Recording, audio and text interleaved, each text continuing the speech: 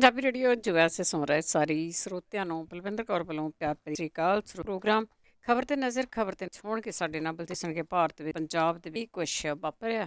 ਖਬਰਾਂ ਤੇ ਨਜ਼ਰ ਮਾਰਾਂਗੇ। ਖਬਰਾਂ ਤੋਂ ਪਹਿਲਾਂ ਧੰਨਵਾਦ ਸਾਡੇ ਸਪਾਂਸਰ ਦਾ ਜਿਨ੍ਹਾਂ ਨੇ ਇਸ ਪ੍ਰੋਗਰਾਮ ਨੂੰ ਸਪਾਂਸਰ ਕੀਤਾ, ਆਪ ਸਭ ਤੱਕ ਪਹੁੰਚਾਇਆ। ਖਾਲਸਾ ਇੰਸ਼ੋਰੈਂਸ ਏਜੰਸੀ ਸਾਨੂੰ ਜੀ 4082722500 ਹਰ ਇੱਕ ਤਰ੍ਹਾਂ ਦੀ ਇੰਸ਼ੋਰੈਂਸ ਕਰਦੇ ਨੇ। ਸਤਨਾਮ ਸਿੰਘ ਸ਼ੇਰਗਿੱਲ, ਸਲਮਾ, ਗੁਰਦੀਪ ਸਿੰਘ ਪੈਦੀ, ਕਲੋਵਸ, ਮਨਜੀਤ ਸਿੰਘ ਦੀਵਾਨਾ, ਫਰਜ਼ਨੋ, ਧਿਆਨ ਧਰਮ ਸਿੰਘ ਜੀ, ਸਲਮਾ, ਬਹੁਤ ਬਹੁਤ ਧੰਨਵਾਦ ਕਰਦੇ ਹਾਂ। ਪ੍ਰੋਗਰਾਮਾਂ ਨੂੰ ਸਪਾਂਸਰ ਕਰਦੇ ਹੋ, ਸਭ ਤੱਕ ਪਹੁੰਚਾਉਂਦੇ ਹੋ। ਸਾਡੇ ਨਾਲ ਜੁੜ ਚੁੱਕੇ ਨੇ ਬਲਤੇਜ ਮਨੂ ਜੀ, ਸਤਿ ਸ਼੍ਰੀ ਅਕਾਲ, ਸਵਾਗਤ ਹੈ। ਸਤਿ ਸ਼੍ਰੀ ਅਕਾਲ ਜੀ, ਧੰਨਵਾਦ ਜੀ, ਬਹੁਤ ਮਿਹਰਬਾਨੀ। ਤਾਂ ਜੀ ਗੱਲ ਕਰਦੇ ਹਾਂ। ਮੁੱਖ ਮੰਤਰੀ ਦਾ ਡਰਾਮਾ ਸੀ ਰਾਸ਼ਟਰਪਤੀ ਨੂੰ ਮਿਲਣ ਜਾਣਾ, ਉੱਥੇ ਜਾਣਾ, ਇੱਥੇ ਜਾਣਾ, ਪਰ ਉਸ ਨੂੰ ਟਾਈਮ ਹੀ ਨਹੀਂ ਮਿਲਿਆ। ਇਹ ਬੜੀ ਵੈਸੇ ਅਨਫੋਰਚੂਨੇਟ ਜਿਹੜੀ ਵੀ ਉਹ ਚੀਜ਼ ਹੋਈ ਆ, ਪਰ ਪਤਾ ਸੀਗਾ ਜੀ ਐਕਚੁਅਲੀ ਇਹ ਕਿਹਾ ਜਾ ਸਕਦਾ ਜੀ ਹੁਣ ਕਿ ਇਹ ਕਾਂਗਰਸ ਦੇ ਵੱਲੋਂ ਜਿਹੜਾ ਜੀ ਉਹ ਸੋਚਿਆ ਸਮਝਿਆ ਥੋੜਾ ਸੀਗਾ, ਕਿਉਂਕਿ ਇੱਕ ਚੀਜ਼ ਜਿਹੜੀ ਉਹ ਸਾਹਮਣੇ ਰੱਖ ਕੇ ਚੱਲਣੀ ਚਾਹੀਦੀ ਹੈ ਕਿ ਕਾਂਗਰਸ ਜਿਹੜੀ ਆ ਉਹ ਇਸ ਚੀਜ਼ ਦੇ ਉੱਤੇ, ਪੰਜਾਬ ਕਾਂਗਰਸ ਗੰਭੀਰਤਾ ਦੇ ਨਾਲ ਵਿਚਾਰ ਕਰ ਰਹੀ ਹੈ ਕਿ ਜੇ 1 ਸਾਲ ਦੀ ਬਲੀ ਦੇਣੀ ਪੈ ਜੇ ਤੇ ਅੱਗੋਂ ਸ਼ਾਇਦ ਅਗਲੀ ਟਰਮ ਜਿਹੜੀ ਹੈ ਜੀ ਉਹਨੂੰ ਮਿਲ ਜੇ। ਉਹਨੂੰ ਇਹ ਲੱਗਦਾ ਹੈ ਕਿ ਬਾਦਲ ਅਕਾਲੀ ਦਲ ਦੇ ਪੈਰ ਉਖੜੇ ਆ ਸਿਆਸਤ ਦੇ ਵਿੱਚੋਂ। ਆਮ ਆਦਮੀ ਪਾਰਟੀ ਜਿਹੜੀ ਆ ਉਹਦੇ ਕੋਲੇ ਢਾਂਚਾ ਹੀ ਹੈ ਨੀ ਗਾ ਜੀ ਅਜੇ ਵੀ, ਜਿਹੜਾ ਜੀ ਕੋਈ ਵਿਕਸਿਤ ਹੋਇਆ ਸੀ। ਇਸ ਕਰਕੇ ਉਹਨੂੰ ਲੱਗਦਾ ਕਿ ਕਾਂਗਰਸ ਜਿਹੜੀ ਹੈ ਜੀ ਉਹ ਦੁਬਾਰਾ ਫੇਰ ਸਰਕਾਰ ਬਣਾ ਸਕਦੀ ਆ ਔਰ ਸਿੰਪਥੀ ਜਿਹੜੀ ਆ ਉਹ ਗੇਨ ਕਰ ਸਕਦੀ ਹੈ ਕਿਸਾਨਾਂ ਦੀ, ਜਿਹਦੇ ਕਰਕੇ ਜਿਹੜਾ ਇੱਕ ਕੈਬਨਿਟ ਮੰਤਰੀ ਦਾ ਜਿਹੜਾ ਬਿਆਨ ਕੱਲ ਆਇਆ ਉਹ ਵੀ ਮਾਇਨੇ ਰੱਖਦਾ ਕਿ ਜੇ ਕੇਂਦਰ ਦੀ ਸਰਕਾਰ ਬਿੱਲ ਵਾਪਸ ਲੈ ਲੇ ਤੇ ਪੰਜਾਬ ਸਰਕਾਰ ਜਿਹੜੀ ਉਹ ਅਸਤੀਫਾ ਦੇਣ ਦੇ ਵਾਸਤੇ ਤਿਆਰ ਹੈ। ਕੇਂਦਰ ਦੀ ਸਰਕਾਰ ਆਪਣੇ ਬਣਾਏ ਹੋਏ ਬਿੱਲ ਕਿਵੇਂ ਵਾਪਸ ਲਊਗੀ, ਇਹ ਆਪਣੇ ਆਪ ਦੇ ਵਿੱਚ ਵੱਡਾ ਸਵਾਲ ਹੈ। ਪ੍ਰਧਾਨ ਮੰਤਰੀ ਜਿਹੜੇ ਨੇ ਨਰਿੰਦਰ ਮੋਦੀ ਹੋਰੀ ਉਹ ਉੱਪਰਲੀ ਕਹਿ ਚੁੱਕੇ ਆ ਕਿ ਬਿੱਲ ਬੁੱਲ ਕੋਈ ਵਾਪਸ ਜਿਹੜੇ ਜੀ ਉਹ ਨਹੀਂ ਹੋਣੇ। ਦੂਜੀ ਗੱਲ, ਮੁੱਖ ਮੰਤਰੀ ਜਿਹੜੇ ਨੇ ਪੰਜਾਬ ਦੇ ਉਹ ਇਸ ਗੱਲ ਤੋਂ ਕਿਉਂ ਝੇਪਦੇ ਆ ਕਿ ਉਹ ਪ੍ਰਧਾਨ ਮੰਤਰੀ ਨੂੰ ਨਹੀਂ ਮਿਲਣਾ ਚਾਹੁੰਦੇ। ਨਾ ਕੋਈ ਚਿੱਠੀ ਜਿਹੜੀ ਆ ਉਹ ਪ੍ਰਧਾਨ ਮੰਤਰੀ ਨੂੰ ਲਿਖੀ, ਨਾ ਪ੍ਰਧਾਨ ਮੰਤਰੀ ਹੋਰਾਂ ਤੋਂ ਟਾਈਮ ਜਿਹੜਾ ਜੀ ਉਹ ਮੰਗਿਆ ਮਿਲਣ ਦਾ। ਕਰਨਾ ਜੋ ਕੁਛ ਹੈ ਉਹ ਪ੍ਰਧਾਨ ਮੰਤਰੀ ਨੇ ਕਰਨਾ। ਔਰ ਜਿਹੜਾ ਹੁਣ ਇਹ ਪਤਾ ਲੱਗਿਆ ਕਿ ਰਾਸ਼ਟਰਪਤੀ ਹੋਰਾਂ ਨੇ ਇਹ ਕਹਿ ਦਿੱਤਾ ਗਿਆ ਕਿ 4 ਨੂੰ ਮਿਲਣ ਜਾਣਾ, ਟਾਈਮ ਤਾਂ ਮਿਲਿਆ ਹੀ ਨਹੀਂ ਸੀਗਾ, ਉਦੋਂ ਤੱਕ ਵੀ ਨਹੀਂ ਸੀ ਮਿਲਿਆ। ਜਦੋਂ ਆਪੋਜੀਸ਼ਨ ਜਿਹੜੀਆਂ ਨੇ ਦੋ ਧਿਰਾਂ, ਆਮ ਆਦਮੀ ਪਾਰਟੀ ਤੇ ਬਾਦਲ ਦਲ, ਜਿਹੜਾ ਉਹਦੇ ਉੱਤੇ ਇਹ ਇਲਜ਼ਾਮ ਜਿਹੜੇ ਜੀ ਲਾਏ ਜਾ ਰਹੇ ਕਿ ਦੇਖੋ ਜੀ ਹੁਣ ਉਹ ਸਾਡੀ ਉਹ ਮਦਦ ਨਹੀਂ ਕਰ ਰਹੇ, ਤੁਹਾਡੇ ਕੋਲ ਤਾਂ ਆਪਣੇ ਕੋਲੇ ਟਾਈਮ ਹੈ ਨਹੀਂ ਗਾ। ਇਹ ਕਰਨਾ ਵੀ ਇਹੀ ਸੀਗਾ ਜੀ ਜਿਹੜਾ ਜੀ ਇਹ ਤੁਰ ਪੈਂਦੀਆਂ ਪਾਰਟੀਆਂ ਉੱਥੇ ਰਾਸ਼ਟਰਪਤੀ ਭਵਨ ਦੇ ਬਾਹਰ ਹੀ ਰੋਕ ਲੈਣ ਜੀ, ਤੁਹਾਡੇ ਕੋਲੇ ਤਾਂ ਟਾਈਮ ਹੀ ਹੈ ਨਹੀਂ ਗਾ। ਉਹਦੇ ਵਿੱਚੋਂ ਕਾਂਗਰਸ ਨੇ ਫਿਰ ਜਿਹੜਾ ਜੀ ਉਹ ਗੇਮ ਕਿਸੇ ਨਾ ਕਿਸੇ ਤਰੀਕੇ ਨਾਲ ਕਰਦਾ। ਇਹ ਸਿਆਸਤ ਹੋ ਰਹੀ ਹੈ ਸਾਰੀ, ਜਿਹੜੀ ਕੰਪਲੀਟ ਸਿਆਸਤ ਜਿਹੜੀ ਆ ਉਹ ਹੋ ਰਹੀ ਹੈ। ਜਿਹੜੇ ਇਹਨਾਂ ਦੇ ਹੈਗੇ ਨੇ ਮੈਂਬਰ ਪਾਰਲੀਮੈਂਟ ਕਾਂਗਰਸ ਦੇ ਪੰਜਾਬ ਤੋਂ 7, ਉਹਨਾਂ ਨੇ ਜਿਹੜੇ ਮਨੀਸ਼ ਤਿਵਾੜੀ, ਰਵਨੀਤ ਬਿੱਟੂ, ਗੁਰਜੀਤ ਸਿੰਘ ਔਜਲਾ, ਜਸਵੀਰ ਸਿੰਘ ਡਿੰਪਾ, ਡਾਕਟਰ ਅਮਰ ਸਿੰਘ, ਮੁਹੰਮਦ ਸਦੀਕ, ਇਹਨਾਂ ਨੇ ਇੱਥੇ ਜਿਹੜਾ ਦਿੱਲੀ ਦੇ ਵਿੱਚ ਮੀਟਿੰਗ ਕੀਤੀ ਕਿ ਅਸੀਂ ਸਮਾਂ ਜਿਹੜਾ ਜੀ ਉਹ ਕੇਂਦਰੀ ਵਜ਼ੀਰਾਂ ਨੂੰ ਉਹਨਾਂ ਕੋਲੋਂ ਲੈਣਾ। ਕਿਸੇ ਕੇਂਦਰੀ ਵਜ਼ੀਰ ਨੇ ਇਹਨਾਂ ਸੰਸਦ ਮੈਂਬਰਾਂ ਨੂੰ ਹੁੰਗਾਰਾ ਨਹੀਂ ਭਰਿਆ। ਹੁਣ ਸਵਾਲ ਇਹ ਹੈ ਕਿ 2 ਇੱਥੇ ਜਿਹੜੇ ਭਾਜਪਾ ਦੇ 13 ਦੇ ਵਿੱਚੋਂ, ਇੱਕ ਤਾਂ ਉਹ ਨਲਕੇ ਪੁੱਟ ਸਨੀ ਦਿਓਲ, ਦੂਜਾ ਜਿਹੜਾ ਜੀ ਸੋਮ ਪ੍ਰਕਾਸ਼, ਇਹਨਾਂ ਤੋਂ ਜਾਣਾ ਨਹੀਂ। 2 ਨੂੰ ਛੱਡ ਦਿਓ, 11 ਤਾਂ ਕੀਤੇ ਜਾ ਸਕਦੇ ਸੀ ਇਕੱਠੇ। ਉੱਥੇ ਤੁਸੀਂ 11 ਵਾਲੀ ਗੱਲ ਜਿਹੜੀ ਜੀ ਉਹ ਕਿਉਂ ਨਹੀਂ ਕਰਦੇ? ਉੱਥੇ ਇਹਨਾਂ ਨੂੰ ਨਾਲ ਜਿਹੜਾ ਲੈ ਲਿਆ ਜਾਵੇ। ਉੱਥੇ 7 ਜਾਣੇ ਬੈਠੇ ਆ। ਇੱਥੇ ਕਹਿੰਦੇ ਵਿਰੋਧੀ ਧਿਰਾਂ ਵਾਲੇ ਜਿਹੜਾ ਜੀ ਉਹ ਨਾਲ ਚੱਲਣ। ਜਿਹੜੇ ਪੰਜਾਬ ਪ੍ਰਦੇਸ਼ ਕਾਂਗਰਸ ਦੇ ਪ੍ਰਧਾਨ ਨੇ ਸੁਨੀਲ ਜਾਖੜ ਹੋਰੀ, ਉਹ ਕਹਿੰਦੇ ਆ ਕਿ ਮੁੱਖ ਮੰਤਰੀ ਨਾਲ ਮੁਲਾਕਾਤ ਕਰਨ ਤੋਂ ਨਾ ਕਰਕੇ ਸੂਬੇ ਨਾਲ ਮਤਰੇਈ ਮਾਂ ਵਾਲਾ ਸਲੂਕ ਜਿਹੜਾ ਜੀ ਉਹ ਕੀਤਾ। ਆਹ ਮਤਰੇਈ ਮਾਂ ਵਾਲਾ ਸਲੂਕ ਇਹ ਪ੍ਰਕਾਸ਼ ਸਿੰਘ ਬਾਦਲ ਹੋਰਾਂ ਤੋਂ ਵੀ ਅਸੀਂ ਸੁਣਦੇ ਰਹੇ ਹਾਂ, ਲੰਬਾ ਸਮਾਂ ਸੁਣਦੇ ਰਹੇ ਹਾਂ, ਜਿੰਨੀ ਦੇਰ ਤੱਕ ਕੇਂਦਰ ਦੇ ਵਿੱਚ ਕਾਂਗਰਸ ਦੀ ਸਰਕਾਰ ਹੁੰਦੀ ਸੀ। ਜਦੋਂ ਭਾਰਤੀ ਜਨਤਾ ਪਾਰਟੀ ਦੀ ਸਕੀ ਮਾਂ ਵਾਲੀ ਸਰਕਾਰ ਆ ਗਈ, ਉਦੋਂ ਬਾਅਦ ਇਹ ਡਾਇਲਾਗ ਤਾਂ ਉਹਨਾਂ ਦਾ ਬਦਲ ਗਿਆ। ਪਰ ਸਕੀ ਮਾਂ ਨੇ ਕੀ ਦਿੱਤਾ ਉਹ ਸਾਰਿਆਂ ਦੇ ਜਿਹੜਾ ਜੀ ਉਹ ਸਾਹਮਣੇ ਹੈ। ਇਹ ਤਾਂ ਪਤਾ ਹੀ ਹੈ ਕਿ ਪੰਜਾਬ ਦੇ ਨਾਲ ਜਿਹੜਾ ਜੀ ਹੋ ਰਿਹਾ। ਪਰ ਤੁਸੀਂ ਕੋਈ ਸਟ੍ਰੈਟਜੀ ਤਾਂ ਲੈ ਕੇ ਜਿਹੜਾ ਜੀ ਉਹ ਚੱਲੋ। ਜਿਸ ਬੰਦੇ ਨੇ ਸਾਰਾ ਕੁਛ ਕਰਨਾ, ਪ੍ਰਧਾਨ ਮੰਤਰੀ ਹੋਰਾਂ ਨੇ ਕਰਨਾ, ਤੁਸੀਂ ਕਿਸ ਗੱਲ ਤੋਂ ਝੇਪ ਰਹੇ ਹੋ ਕਿ ਉਹ ਤੋਂ ਜਿਹੜਾ ਜੀ ਉਹ ਸਮਾਂ ਨਹੀਂ ਮੰਗਣਾ? ਕਿਹੜੀ ਗੱਲ ਦਾ ਡਰ ਹੈ ਜੀ? ਇਹ ਸਭ ਤੋਂ ਵੱਡਾ ਸਵਾਲ ਹੈ। ਸਿਆਸਤ ਹੋ ਰਹੀ ਹੈ ਇਹਦੇ ਵਿੱਚ, ਕਿਸੇ ਜਗ੍ਹਾ ਵੀ ਜਿਹੜੀ ਸਿੰਸੀਅਰਨੈਸ ਜਿਹੜੀ ਆ ਉਹ ਨਜ਼ਰ ਨਹੀਂ ਆ ਰਹੀ। ਤੁਸੀਂ ਸਾਰੇ ਜਿੰਨੇ MLA ਨੇ ਪੰਜਾਬ ਦੇ, ਚਲੋ 2 ਨਹੀਂ ਚੱਲਣੇ ਤੁਹਾਡੇ ਨਾਲ, ਇੱਕ ਉਹਨਾਂ ਨੇ ਉੱਦਾਂ ਨਹੀਂ ਜਾਣਾ, 100 ਚੁੱਕ ਕੇ ਮੁੜ ਕੇ ਨਹੀਂ ਆਏ, ਤੇ ਤੁਹਾਡੇ ਕੋਲੇ 14 ਤਾਂ ਹੈਗੇ ਨਾ, 114। ਉਹਨਾਂ ਨੂੰ ਲਿਜਾ ਕੇ ਪ੍ਰਧਾਨ ਮੰਤਰੀ ਦਫ਼ਤਰ ਦੇ ਮੂਹਰੇ ਬਹਿ ਜਾਓ ਜਾਂ ਪ੍ਰਧਾਨ ਮੰਤਰੀ ਨਿਵਾਸ ਦੇ ਮੂਹਰੇ ਜਾ ਕੇ ਬਹਿ ਜਾਓ, ਸਾਨੂੰ ਟਾਈਮ ਦਿਓ ਮਿਲਣ ਦਾ। ਫਿਰ ਦੇਖੋ ਕਿ ਕਿਵੇਂ ਨਹੀਂ ਜਿਹੜਾ ਜੀ ਉਹ ਦਿੰਦੇ ਟਾਈਮ। ਨੈਸ਼ਨਲ ਨਿਊਜ਼ ਬਣੂਗੀ, ਉਸ ਪਾਸੇ ਵੱਲ ਨੂੰ ਨਹੀਂ ਜਾਣਾ। ਇਹ ਤੇਜ਼ ਤਰਾਰ ਜਦੋਂ 5G ਵੀ ਇੰਟਰੋਡਿਊਸ ਜਿਹੜਾ ਜੀ ਹੋ ਰਿਹਾ, ਉਹਦੇ ਵਿੱਚ ਵੀ ਚਿੱਠੀਆਂ ਲਿਖੀ ਜਾਂਦੀਆਂ ਅਜੇ ਤੱਕ। ਜੀ ਜੀ, ਟਾਈਮ ਪਾਸ ਕਰਦੇ ਜੀ।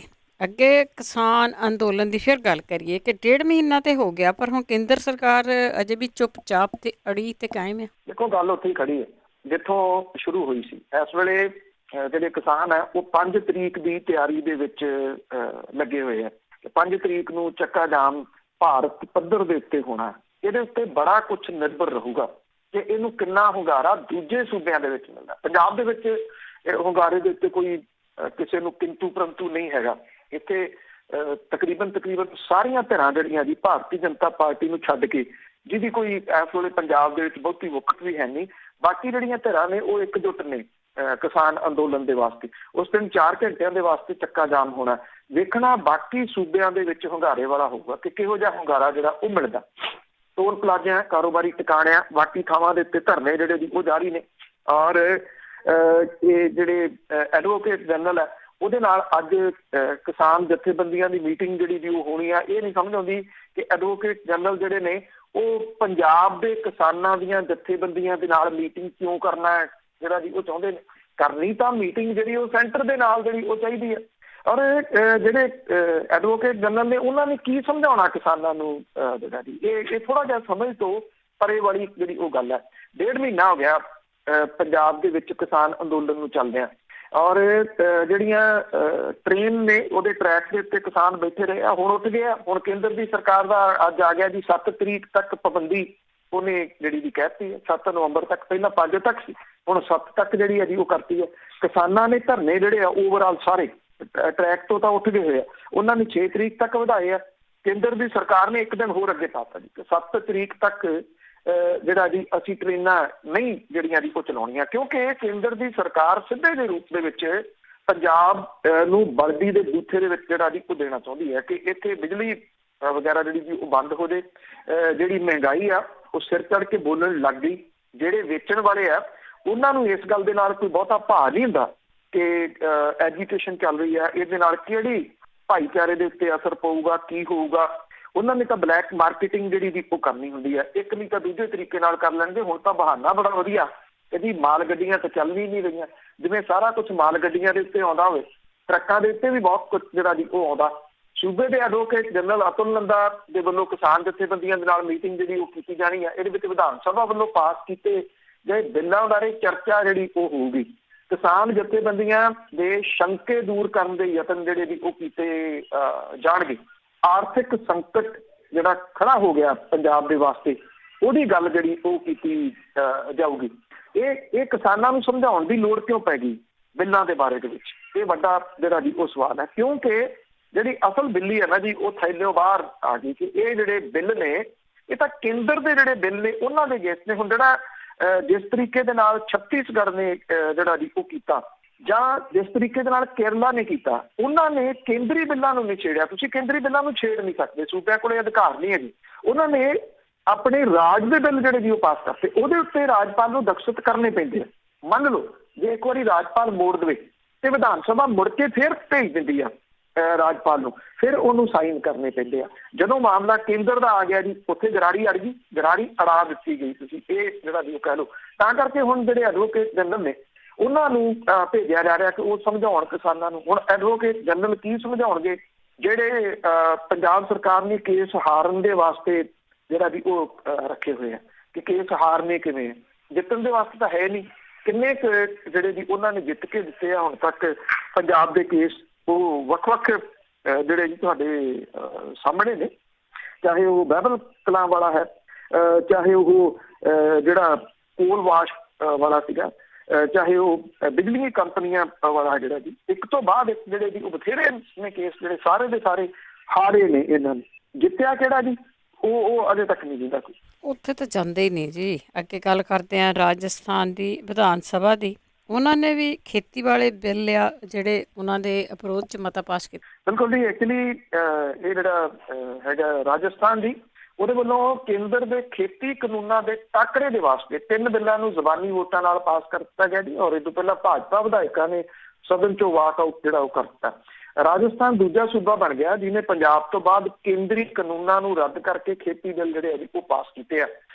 ਇਹਦੇ ਵਿੱਚ ਜਿਹੜੇ ਸੰਸਦੀ ਮਾਮਲਿਆਂ ਬਾਰੇ ਮੰਤਰੀ ਆ ਉਹਨੇ ਇਹ ਗੱਲ ਕਹੀ ਹੈ ਕਿ ਅਸੀਂ ਪੂਰੀ ਗਰੰਟੀ ਦੇ ਨਾਲ ਕਹਿ ਸਕਦੇ ਹਾਂ ਕਿ ਜ਼ਮੀਨ ਐਕੁਆਈਜ਼ੇਸ਼ਨ ਜਿਹੜਾ ਐਕਟ ਆ ਉਹਦੇ ਵਾਂਗ ਸਾਰੇ 3 ਖੇਤੀ ਕਾਨੂੰਨਾਂ ਨੂੰ ਵਾਪਸ ਲੈਣਾ ਪਊਗਾ। ਔਰ ਕੇਂਦਰੀ ਕਾਨੂੰਨਾਂ ਦਾ ਬਚਾਅ ਕਰਦਿਆਂ ਵਿਰੋਧੀ ਧਿਰ ਦੇ ਆਗੂ ਨੇ ਜਿਹੜਾ ਵੀ ਕਿਹਾ ਕਿ ਖੇਤੀ ਕਾਨੂੰਨਾਂ ਨੂੰ ਸੰਸਦ 'ਚ ਅਚਾਨਕ ਪੇਸ਼ ਨਹੀਂ ਕੀਤਾ ਗਿਆ, ਸਗੋਂ ਸਾਰਿਆਂ ਨਾਲ ਵਿਚਾਰ ਵਟਾਂਦਰਾ ਕੀਤਾ ਗਿਆ ਸੀਗਾ। ਔਰ ਉਹਨੇ ਇਹ ਵੀ ਗੱਲ ਕਹੀ ਕਿ ਸਵਾਮੀਨਾਥਨ ਕਮਿਸ਼ਨ ਦੀਆਂ ਸਿਫਾਰਿਸ਼ਾਂ ਨੂੰ ਧਿਆਨ ਦੇ ਵਿੱਚ ਰੱਖਿਆ ਗਿਆ ਸੀਗਾ, ਜਿਹੜੀਆਂ ਕਿ ਇੱਕ ਮੁਲਕ ਇੱਕ ਮੰਡੀ, ਠੇਕੇ ਤੇ ਖੇਤੀ ਤੇ ਅਸਿੱਧੇ ਮੰਡੀ ਟੈਕਸਾਂ ਦਾ ਖਾਤਮੇ ਦੀ ਗੱਲ ਜਿਹੜੀ ਵੀ ਉਹ ਕਰਦੇ ਆ।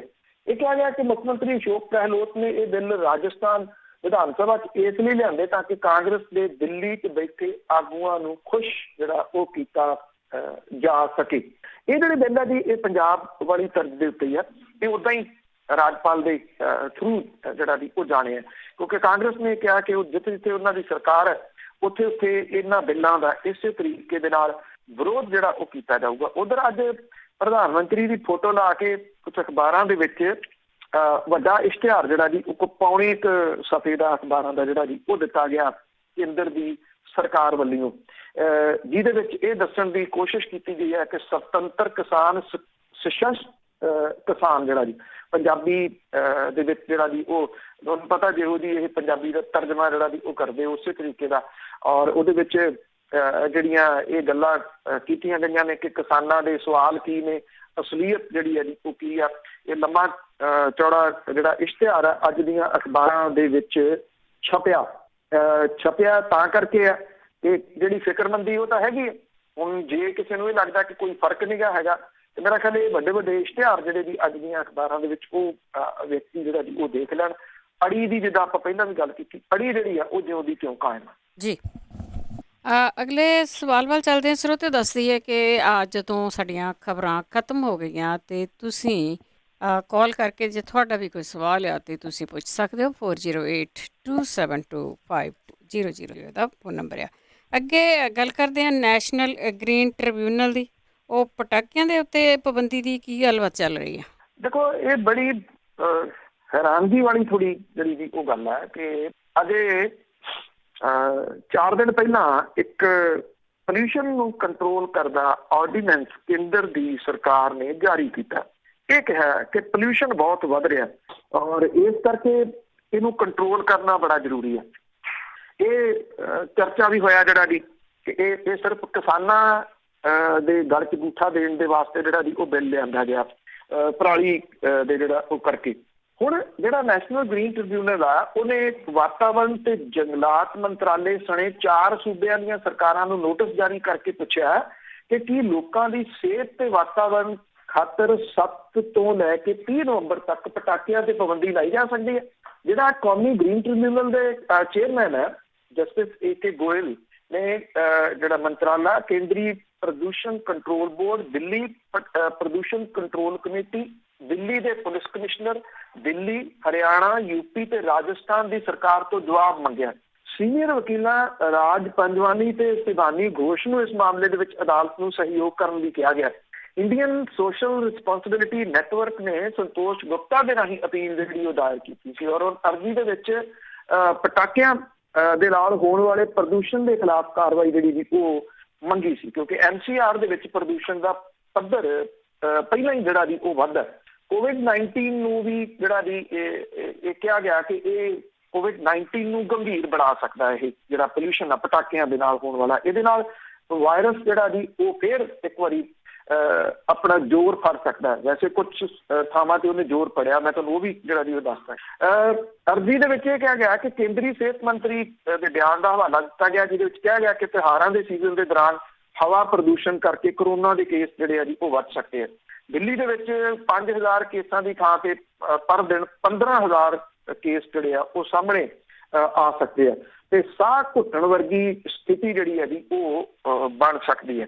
ਇਹ ਅਜਿਹਾ ਜਿਹੜਾ ਉਹ ਕਿਹਾ ਗਿਆ। ਹੁਣ ਇਹਦੇ ਵਿੱਚ ਵੱਡਾ ਸਵਾਲ ਜਿਹੜਾ ਜੀ ਉਹ ਇਹ ਖੜਾ ਹੁੰਦਾ ਕਿ ਜਦੋਂ ਆ ਪ੍ਰਦੂਸ਼ਣ ਵਾਲਾ ਐਕਟ ਆਇਆ, ਆਰਡੀਨੈਂਸ ਆਇਆ, ਮਾਫ ਕਰਨਾ ਐਕਟ ਨਹੀਂ ਆਰਡੀਨੈਂਸ ਆਇਆ, ਉਦੋਂ ਕਿਸੇ ਰਾਜ ਨੂੰ ਜਿਹੜਾ ਜੀ ਉਹ ਪੁੱਛਿਆ ਗਿਆ ਇਹਦੇ ਸੰਬੰਧੀ ਕਿ ਇਦਾਂ ਦਾ ਕੋਈ ਆਰਡੀਨੈਂਸ ਜਿਹੜਾ ਜੀ ਲੈ ਕੇ ਆਈਏ।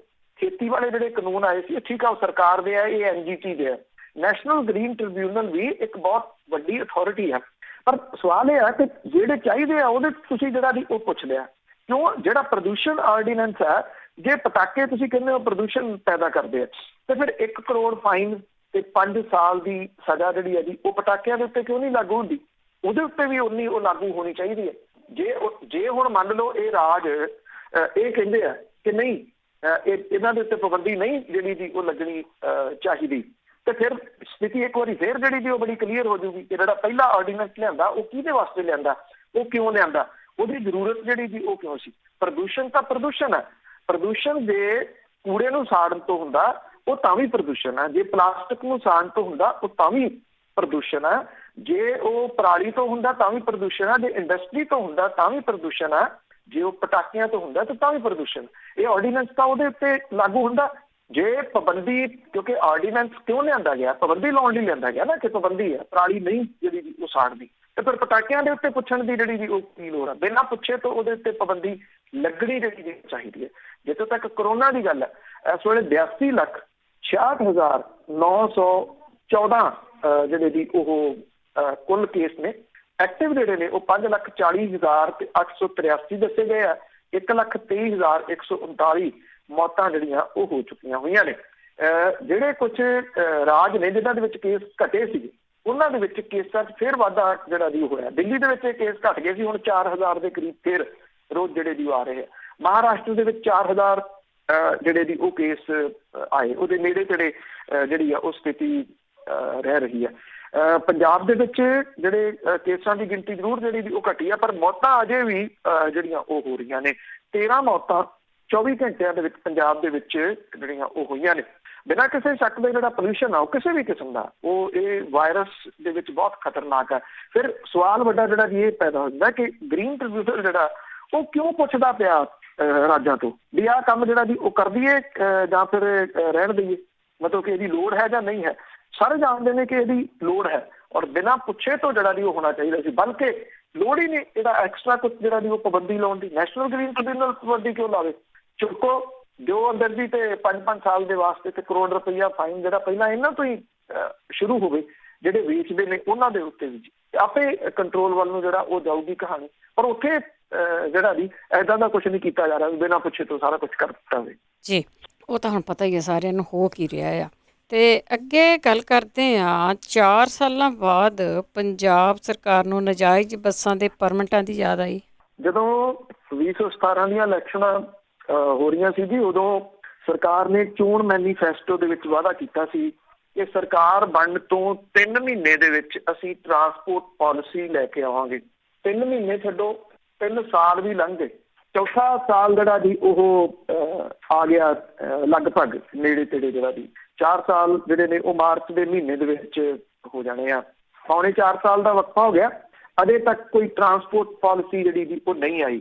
ਕਰੋਨਾ ਵਾਇਰਸ ਦੇ ਕਰਕੇ ਜਿਹੜੀ ਇੰਟਰਸਟੇਟ ਬੱਸ ਸੇਵਾ ਸੀਗੀ ਜੀ ਉਹ ਬੰਦ ਹੋ ਗਈ ਸੀ। ਅਜੇ ਤੱਕ ਪੰਜਾਬ ਸਰਕਾਰ ਉਹਨੂੰ ਚਲਾ ਨਹੀਂ ਸਕੀ।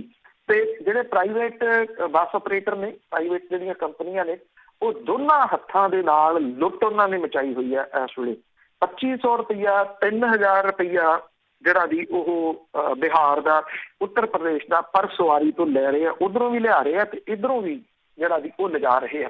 ਇੰਟਰਸਟੇਟ ਬੱਸ ਸਰਵਿਸ ਸ਼ੁਰੂ ਨਹੀਂ, ਇਹਨਾਂ ਨੂੰ ਕੋਈ ਪੁੱਛਣ ਵਾਲਾ ਜਿਹੜਾ ਜੀ ਉਹ ਨਹੀਂ ਹੈਗਾ। ਜੋ ਟਰਾਂਸਪੋਰਟ ਪੰਜਾਬ ਦੀ ਹੈਗੀ ਹੈ ਮੰਤਰਾਲਾ, ਉਹਦੇ ਹਾਲਾਤ ਇਹ ਨੇ ਕਿ ਵੋਲਵੋ ਬੱਸਾਂ ਲਈਆਂ ਸੀ ਦਿੱਲੀ ਏਅਰਪੋਰਟ ਤੱਕ ਜਿਹੜਾ ਜੀ ਉਹ ਚਲਾਉਣ ਦੇ ਵਾਸਤੇ। ਦਿੱਲੀ ਦੀ ਸਰਕਾਰ ਦੇ ਕੋਲੇ ਅਪਰੋਚ ਹੀ ਨਹੀਂ ਕੀਤੀ ਵੀ ਉਹ ਤੁਸੀਂ ਬੱਸ ਅੱਡੇ ਤੋਂ ਕਿਉਂ ਬੰਦ ਕਰਦੇ ਹੋ, ਜਿਹੜੀਆਂ ਤੁਹਾਡੀਆਂ ਰਿਕੁਆਇਰਮੈਂਟ ਨੇ ਅਸੀਂ ਉਹ ਪੂਰੀਆਂ ਕਰ ਦਿੰਦੇ ਹਾਂ। ਉਹ ਰਿਕੁਆਇਰਮੈਂਟ ਪੂਰੀਆਂ ਕਰਨ ਨੂੰ ਤਿਆਰ ਨਹੀਂ। 10 ਸਾਲਾਂ ਤੋਂ ਉੱਪਰ ਦਾ ਸਮਾਂ ਹੋ ਗਿਆ ਜਦੋਂ ਤੋਂ ਜਿਹੜੀ ਦਿੱਲੀ ਸਰਕਾਰ ਦੇ ਨਾਲ ਜਿਹੜਾ ਸਾਈਨ ਕਰਨੇ ਪੈਂਦੇ ਆ, ਉਹ ਸਾਈਨ ਜਿਹੜੇ ਉਹ ਨਹੀਂ ਕੀਤੇ ਵੀ ਜਿਹੜੇ ਪ੍ਰਾਈਵੇਟ ਨੇ ਉਹਨਾਂ ਦੀ ਲੁੱਟ ਜਿਹੜੀ ਉਹ ਜਾਰੀ ਰਹੇ। ਹੁਣ ਜਿਹੜਾ ਜੀ ਪੰਜਾਬ ਸਰਕਾਰ ਨੂੰ ਚੇਤਾ ਆ ਗਿਆ ਇਹਦੇ ਵਾਸਤੇ ਕਿ ਗੈਰ ਕਾਨੂੰਨੀ ਤੌਰ ਦੇ ਉੱਤੇ ਬੱਸ ਰੂਟ ਪਰਮਿਟਾਂ ਦੇ ਵਿੱਚ ਜਿਹੜਾ ਵਾਧਾ ਕੀਤਾ ਗਿਆ ਸੀ ਬਾਦਲ ਸਰਕਾਰ ਦੇ ਵੇਲੇ, ਕਿਉਂਕਿ ਉਹਨਾਂ ਦੀਆਂ ਬੱਸਾਂ ਸੀ, ਉਹਨਾਂ ਨੇ ਕੀ ਕੀਤਾ ਕਿ ਇੱਕ ਰਿਸਟ੍ਰਿਕਸ਼ਨ ਹੈ ਜਿਹੜੀ ਸੁਪਰੀਮ ਕੋਰਟ ਦੀ ਕਿ ਇੱਥੋਂ ਵੱਧ ਤੁਸੀਂ ਰੂਟ ਪਰਮਿਟ ਨਹੀਂ ਵਧਾ ਸਕਦੇ। 20 ਕਿਲੋਮੀਟਰ ਤੱਕ ਦਾ, 18 ਕਿਲੋਮੀਟਰ ਤੱਕ ਜਿਹੜੇ ਦੀ ਉਹ ਇਹਨਾਂ ਨੇ ਕੀ ਕੀਤਾ, 3-3 4-4 ਵਾਰੀ ਜਿਹੜਾ ਸੀ ਉਹਨੂੰ ਵਧਾ ਦਿੱਤਾ। ਇੱਕ ਵਾਰੀ ਤੋਂ ਵੱਧ ਵਧਾਇਆ ਨਹੀਂ ਜਿਹੜਾ ਵੀ ਉਹ ਜਾ ਸਕਦਾ। ਹੁਣ ਲੰਮੀ ਢਿੱਲ ਤੋਂ ਬਾਅਦ ਬੱਸ ਰੂਟ ਪਰਮਿਟਾਂ ਦੇ ਵਿੱਚ ਗੈਰ ਕਾਨੂੰਨੀ ਵਾਧੇ ਦੇ ਖਿਲਾਫ ਨੋਟਿਸ ਦੇਣ ਦਾ ਫੈਸਲਾ ਜਿਹੜਾ ਜੀ ਉਹ ਕੀਤਾ ਗਿਆ। 230 ਬੱਸ ਆਪਰੇਟਰਾਂ ਦੇ ਵਾਸਤੇ ਨੋਟਿਸ ਤਿਆਰ ਕੀਤੇ ਗਏ ਆ ਔਰ ਇਹ ਸਟੇਟ ਟਰਾਂਸਪੋਰਟ ਕਮਿਸ਼ਨਰ ਨੂੰ ਭੇਜਦੇ ਆ। ਮੋਟਰ ਵਹੀਕਲ ਐਕਟ 1988 ਦੇ ਤਹਿਤ ਕਿਸੇ ਵੀ ਬੱਸ ਰੂਟ ਪਰਮਿਟ ਦੇ ਵਿੱਚ ਇੱਕ ਵਾਰੀ 24 ਕਿਲੋਮੀਟਰ ਦਾ ਵਾਧਾ ਹੋ ਸਕਦਾ ਹੈ। ਗੱਠਜੋੜ ਸਰਕਾਰ ਵੇਲੇ, ਅਕਾਲੀ ਸਰਕਾਰ ਵੇਲੇ ਇਹਨਾਂ ਨਿਯਮਾਂ ਨੂੰ ਛਿੱਕੇ ਟੰਗ ਕੇ 3-3 ਵਾਰੀ, 4-4 ਵਾਰੀ ਰੂਟ ਪਰਮਿਟ ਦੇ ਵਿੱਚ ਵਾਧੇ ਕੀਤੇ ਗਏ। ਸਾਲ 2000 ਤੋਂ ਸਾਲ 12 ਤੱਕ ਪੰਜਾਬ ਭਰ ਦੇ ਵਿੱਚ ਰੂਟ ਪਰਮਿਟਾਂ ਦੇ ਵਿੱਚ 6700 ਵਾਧੇ ਹੋਏ, ਜਿਹਦੇ ਵਿੱਚ ਮੁੱਖ ਤੌਰ ਦੇ ਉੱਤੇ ਬਾਦਲ ਪਰਿਵਾਰ ਦੀਆਂ ਜਿਹੜੀਆਂ ਜੀ ਉਹ ਬੱਸਾਂ ਸ਼ਾਮਲ ਨੇ। ਪੰਜਾਬ ਭਰ ਦੇ ਵਿੱਚ ਗੈਰ ਕਾਨੂੰਨੀ ਰੂਟ ਪਰਮਿਟ ਜਿਹੜੇ ਜੀ ਉਹ ਕੈਂਸਲ ਕੀਤੇ ਜਾਣਗੇ ਕਿਹਾ ਜਾ ਰਿਹਾ ਅਜੇ। ਔਰ ਬੱਸ ਆਪਰੇਟਰਾਂ ਦੀ ਜਿਹੜੀ ਸੀਗੀ ਉਹ ਆਸ ਟੁੱਟ ਗਈ ਕਿ ਜਦੋਂ ਮੌਜੂਦਾ ਸਰਕਾਰ ਨੇ ਕੋਈ ਕਾਰਵਾਈ ਕਰਨ ਤੋਂ ਪਾਸਾ ਵੱਟ ਲਿਆ। ਜਦੋਂ ਇਹ ਜਿਹੜੀ ਵੀ ਆਈ ਉਹਨਾਂ ਨੇ ਕਿਹਾ, ਕਿਉਂਕਿ ਸਮਝੌਤਾ ਸਭ ਨੂੰ ਪਤਾ, ਸਮਝੌਤਾ ਵੀ ਉਹਦੇ ਤਹਿਤ ਅਜੇ ਇਹਨਾਂ ਨੂੰ ਵਰਤੀ ਜਾਂਦੇ ਸਾਰਾ ਕੁਝ। ਪਿਛਲੇ ਬਾਰੇ 140 ਬੱਸ ਆਪਰੇਟਰਾਂ ਨੂੰ ਨੋਟਿਸ ਜਾਰੀ ਕੀਤੇ ਗਏ ਸੀ, ਟਰਾਂਸਪੋਰਟਰਾਂ ਤੋਂ ਜਵਾਬ ਮੰਗਿਆ ਗਿਆ ਸੀ ਕਿ ਉਹਨਾਂ ਨੇ ਨਿਯਮਾਂ ਦੀ ਉਲੰਘਣਾ ਕਰਕੇ ਰੂਟ ਪਰਮਿਟ ਵਧਾਏ। ਪ੍ਰਾਈਵੇਟ ਬੱਸ ਆਪਰੇਟਰ ਜਿਹੜੇ ਉਹ ਪਿਛਲੇ ਸਾਲ ਪੰਜਾਬ ਤੇ ਹਰਿਆਣਾ ਹਾਈ ਕੋਰਟ ਚਲੇ ਗਏ, ਜਿਸ ਤੋਂ ਬਾਅਦ ਟਰਾਂਸਪੋਰਟ ਵਿਭਾਗ ਨੇ ਕਾਰਵਾਈ ਰੋਕਤੀ। ਹਾਈ ਕੋਰਟ ਨੇ ਸਪਸ਼ਟ ਕੀਤਾ ਕਿ ਪ੍ਰਾਈਵੇਟ ਬੱਸ ਆਪਰੇਟਰ ਨੂੰ ਨੋਟਿਸ ਜਾਰੀ ਕਰਨ ਤੇ ਕੋਈ ਰੋਕ ਨਹੀਂ ਲਾਈ, ਜਿਹਦੇ ਕਰਕੇ ਹੁਣ ਤੱਕ ਇਹਨਾਂ ਰੂਟਾਂ ਦੇ ਉੱਤੇ ਗੈਰ ਕਾਨੂੰਨੀ ਤੌਰ ਦੇ ਉੱਤੇ ਬੱਸਾਂ ਜਿਹੜੀਆਂ ਜੀ ਉਹ ਦੌੜ ਰਹੀਆਂ ਨੇ। ਕਾਂਗਰਸ ਪਾਰਟੀ ਦੇ ਵੱਲੋਂ ਟਰਾਂਸਪੋਰਟ ਮਾਫੀਏ ਦਾ ਰੌਲਾ ਚੋਣਾਂ ਦੇ ਮੌਕੇ ਪਾਇਆ ਗਿਆ ਸੀ, ਮਗਰੋਂ ਚੁੱਪ ਵੱਟ ਲਈ। ਨਵੀਂ ਟਰਾਂਸਪੋਰਟ ਪਾਲਿਸੀ ਅਜੇ ਤੱਕ ਜਿਹੜੀ ਆਈ ਨਹੀਂ, ਜਿਹਦੇ ਕਰਕੇ ਹੁਣ ਜਿਹੜਾ ਜੀ ਇਹ ਪਰਮਿਟ ਜਿਹੜੇ ਨੇ ਉਹਨਾਂ ਦੇ ਵਾਸਤੇ ਨੋਟਿਸ ਦਿੱਤੇ ਜਾ ਰਹੇ ਆ। ਇਹ ਮਹਿਜ਼ ਅੱਖਾਂ ਪੂੰਝਣ ਵਾਲੀ ਜਿਹੜੀ ਜੀ ਉਹ ਕਾਰਵਾਈ ਆ। ਨੋਟਿਸ ਜਾਰੀ ਕਰਕੇ ਇਹਨਾਂ ਨੇ ਫੇਰ ਚੁੱਪ ਕਰਕੇ ਜਿਹੜਾ ਜੀ ਉਹ ਬਹਿ ਜਾਣਾ। ਅਖੀਰਲਾ ਵਰਾ ਫਿਰ ਜਿਹੜਾ ਜੀ ਉਹ ਸ਼ੁਰੂ ਹੋ ਜਾਣਾ। ਤੇ ਜਿਵੇਂ ਦੋਵਾਂ ਹੱਥਾਂ ਦੇ ਨਾਲ ਲੁੱਟ ਪ੍ਰਾਈਵੇਟ ਆਪਰੇਟਰਾਂ ਨੇ ਮਚਾਈ ਹੋਈ ਆ, PRTC ਤੇ ਪੰਜਾਬ ਰੋਡਵੇਜ ਢੀਚਕ ਮਾਰਦੀ ਜਿਹੜੀ ਜੀ ਉਹ ਚੱਲ ਰਹੀ ਹੈ। ਲਗਭਗ ਤਬਾਹੀ ਦੇ ਕੰਢੇ ਦੇ ਉੱਤੇ ਉਹ ਲੈ ਗਏ ਨੇ ਤੇ ਰਹਿੰਦੀ ਖੁੰਦੀ ਕਸਰ ਮੇਰਾ ਖਿਆਲ ਕੱਢ ਦੇਣਗੇ। ਬਿਲਕੁਲ ਪੂਰੀ ਕਰਕੇ ਨਿਕਲਣਗੇ। ਤੇ ਅੱਗੇ ਜਲਿਆਂਵਾਲੇ ਬਾਗ ਦੀ ਜੇ ਗੱਲ ਕਰੀਏ, ਕਾਫੀ ਟਾਈਮ ਤੋਂ ਉਹਨਾਂ ਨੇ ਰੈਨੋਵੇਸ਼ਨ ਦੇ ਲਈ ਬੰਦ ਕੀਤਾ ਹੋਇਆ, ਹਜੇ ਤੱਕ ਖੁੱਲ੍ਹਾ ਹੀ ਨਹੀਂ। ਜਦੋਂ ਨਵੀਂ ਇਹਦੇ ਵਿੱਚ ਅੰਦਰ ਕੀ ਕੁਝ ਕਿਵੇਂ ਇਹਦੇ ਵਿੱਚ ਚੇਂਜਸ ਕੀਤੀਆਂ ਗਈਆਂ ਅਜੇ ਕੁਝ ਬਹੁਤਾ ਜਿਹੜਾ ਜੀ ਉਹ ਪਤਾ ਨਹੀਂ ਗਾ, ਕਿਉਂਕਿ ਜਦੋਂ ਤੁਸੀਂ ਇੱਥੋਂ ਵਿਰਾਸਤੀ ਜਿਹੜਾ ਰਾਹ ਉੱਥੋਂ ਲੰਘਦੇ ਹੋ ਤੇ ਟੀਨਾਂ ਲਾ ਕੇ, ਤਰਪੈਲਾਂ ਲਾ ਕੇ ਇਹਨੂੰ ਸਾਰੇ ਨੂੰ ਬੰਦ ਜਿਹੜਾ ਉਹ ਕੀਤਾ ਹੋਇਆ। ਲੋਕ ਵੇਖਣਾ ਜਿਹੜਾ ਜੀ ਉਹ ਚਾਹੁੰਦੇ ਆ, ਕਿਉਂਕਿ ਉਸ ਤਰ੍ਹਾਂ ਦੀ ਜਗ੍ਹਾ ਹੈ ਜਿੱਥੇ ਹਜ਼ਾਰਾਂ ਦੀ ਗਿਣਤੀ ਦੇ ਵਿੱਚ ਹਰ ਰੋਜ਼ ਲੋਕ ਜਿਹੜੇ ਵੀ ਇੱਥੇ ਸ਼ਹੀਦਾਂ ਮੂਹਰੇ ਝੁਕਣ ਦੇ ਵਾਸਤੇ ਜਿਹੜਾ ਜੀ ਉਹ ਜਾਂਦੇ ਸੀ। ਹੁਣ ਤਾਂ ਮਹੀਨਿਆਂ ਤੋਂ ਇਹ ਬੰਦ ਹੈ।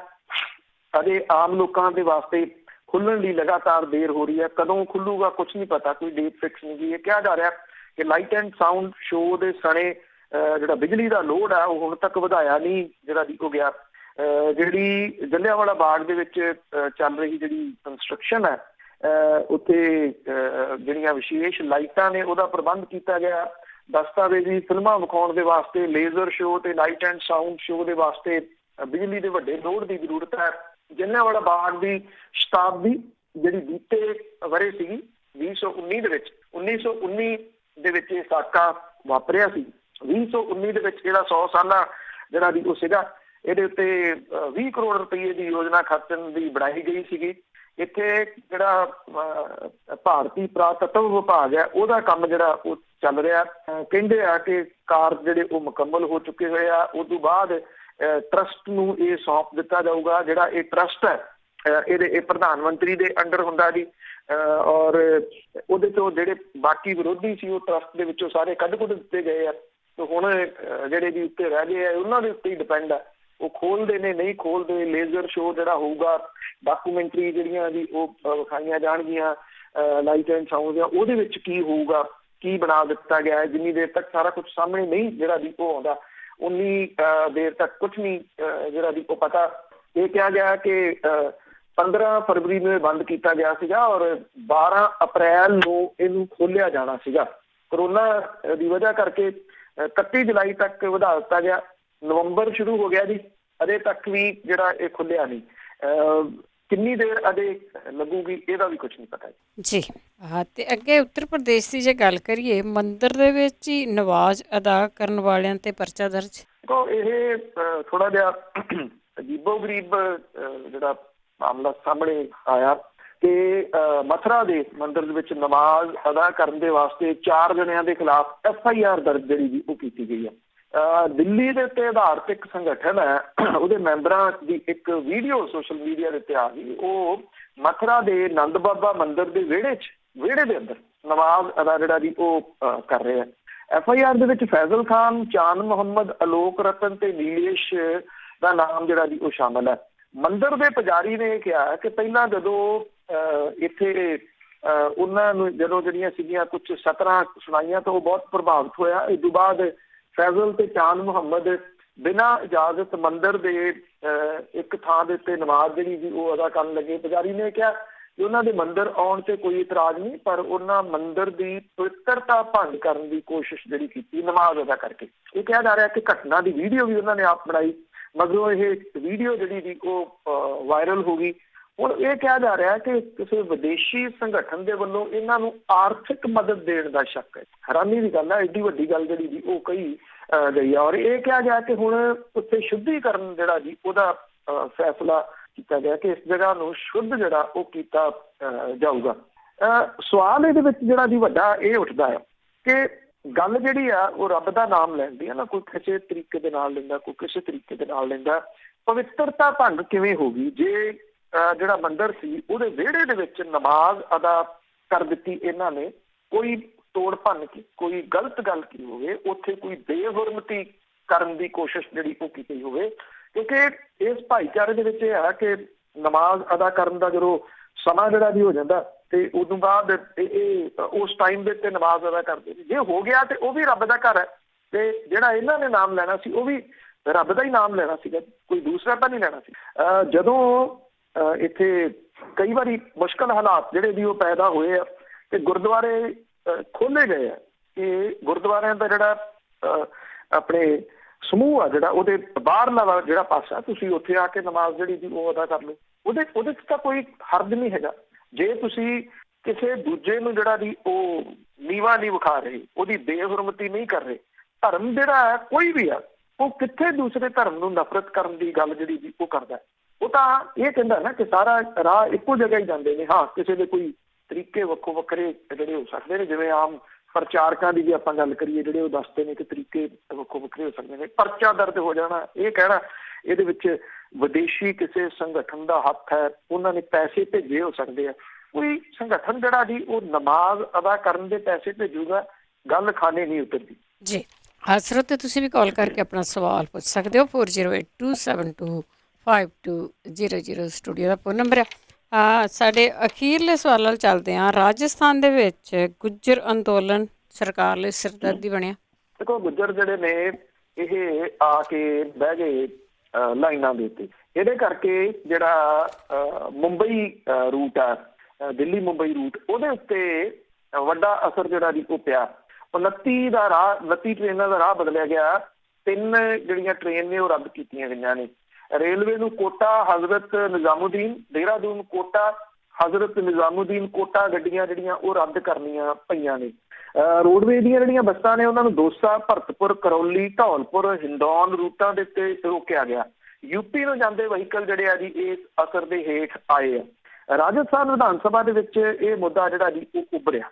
ਅਸਲ ਦੇ ਵਿੱਚ ਜਿਹੜੀ ਆ ਜੀ ਇਹਦੀ ਬੈਕਗਰਾਊਂਡ ਜਿਹੜੀ ਉਹ ਇਹ ਆ ਕਿ ਜਿਹੜੇ ਗੁੱਜਰ ਨੇ ਉਹਨਾਂ ਨੇ ਜਿਹੜਾ ਪਹਿਲਾਂ ਵੀ ਅੰਦੋਲਨ ਕੀਤਾ ਸੀਗਾ, ਔਰ ਇਹ ਅੰਦੋਲਨ ਉਸ ਟਾਈਮ ਬੜਾ ਭੱਕ ਗਿਆ ਸੀ ਪੂਰੇ ਮੁਲਕ ਭਰ ਦੇ ਵਿੱਚ।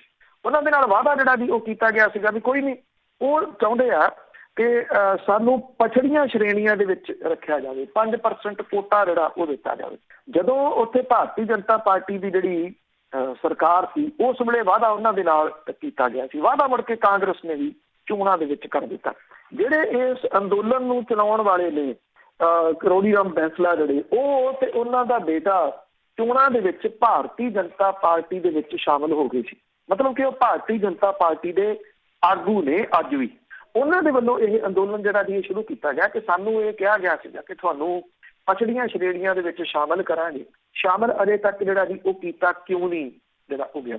ਇਹਨੂੰ ਇਸ ਪੁਆਇੰਟ ਆਫ ਵਿਊ ਦੇ ਨਾਲ ਵੀ ਦੇਖਿਆ ਜਾ ਰਿਹਾ ਹੈ ਕਿ ਭਾਰਤੀ ਜਨਤਾ ਪਾਰਟੀ ਜਿਹਨੇ ਉੱਥੋਂ ਦੀ ਸਰਕਾਰ ਜਿਹੜੀ ਸੀਗੀ ਉਹ ਰਾਜੇਸ਼ ਪਾਇਲਟ ਦੇ ਨਾਲ ਮਿਲ ਕੇ ਪਲਟਾਉਣ ਦਾ ਯਤਨ ਜਿਹੜਾ ਕੀਤਾ ਸੀ, ਪਲਟੀ ਨਹੀਂ।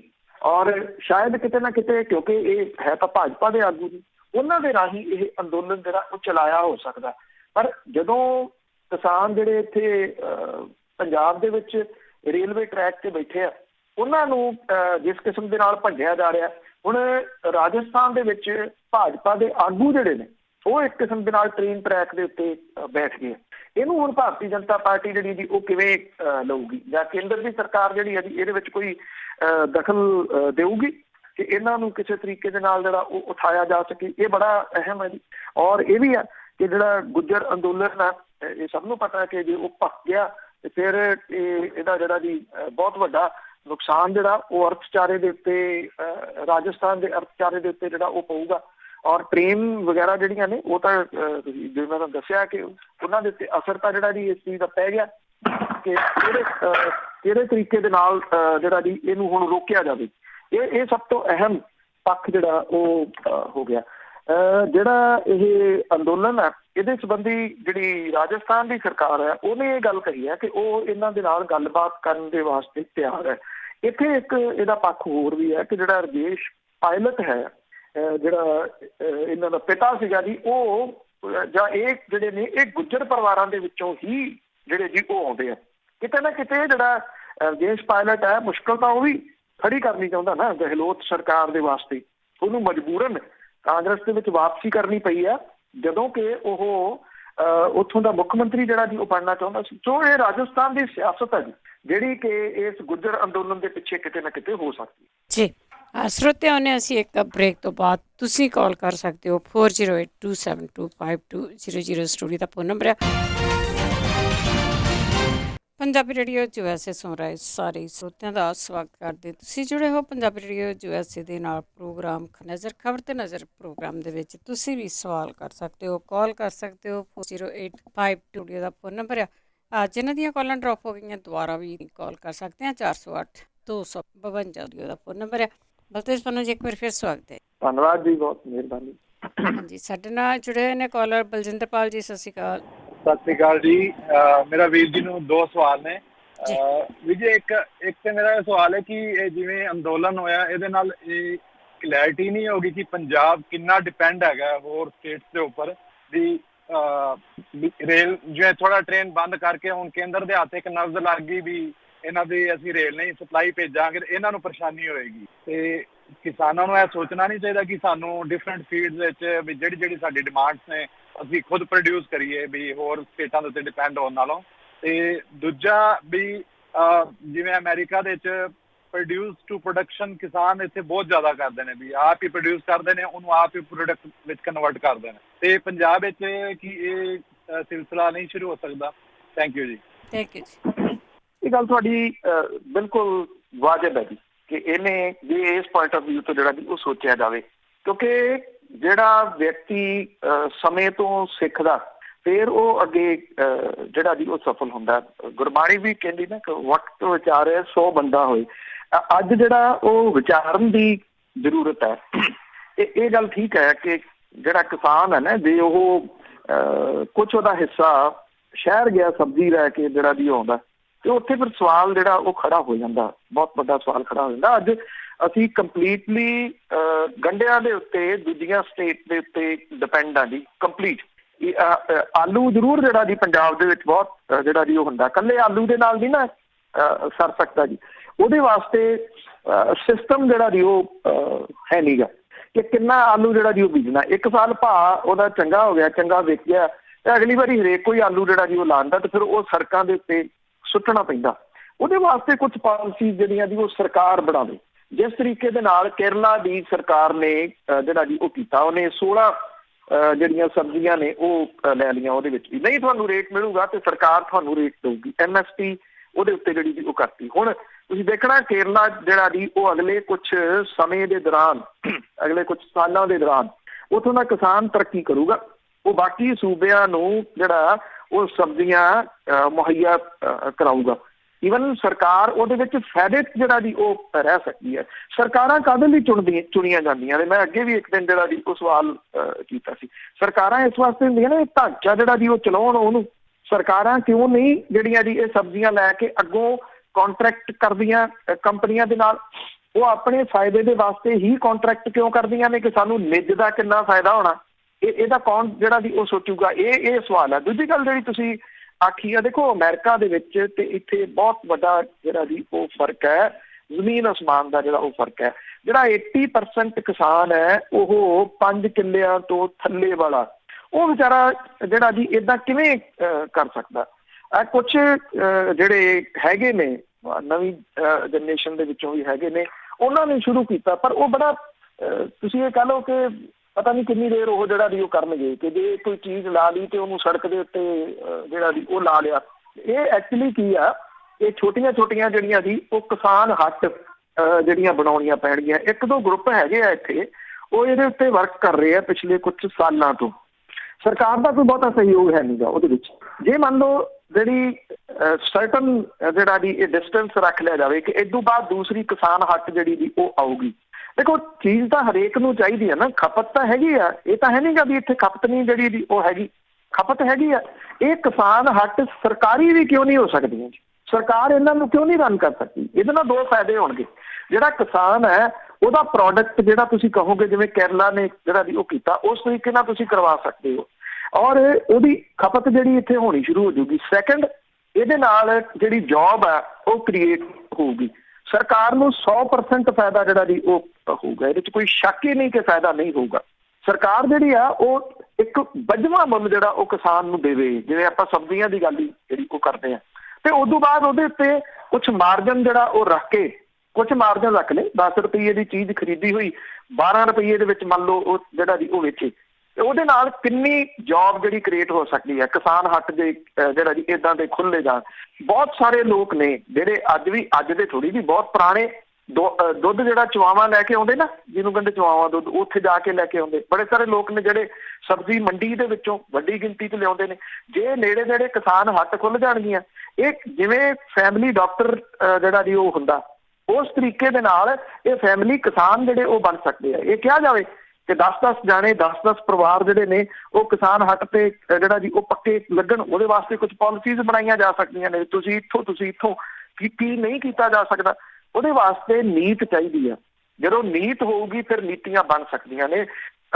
ਅੱਜ ਇਹ ਕਿਹਾ ਜਾ ਰਿਹਾ ਕਿ ਪੰਜਾਬ ਦਾ ਜਿਹੜਾ ਜੀ ਕੁਝ ਨਹੀਂ ਹੋ ਸਕਦਾ, ਪੰਜਾਬ ਕਰਜ਼ੇ 'ਚ ਡੁੱਬ ਗਿਆ, ਇੱਥੇ ਕੀ ਹੋਊਗਾ? ਹੋ ਸਕਦਾ, ਕਿਉਂ ਨਹੀਂ ਹੋ ਸਕਦਾ ਜੀ?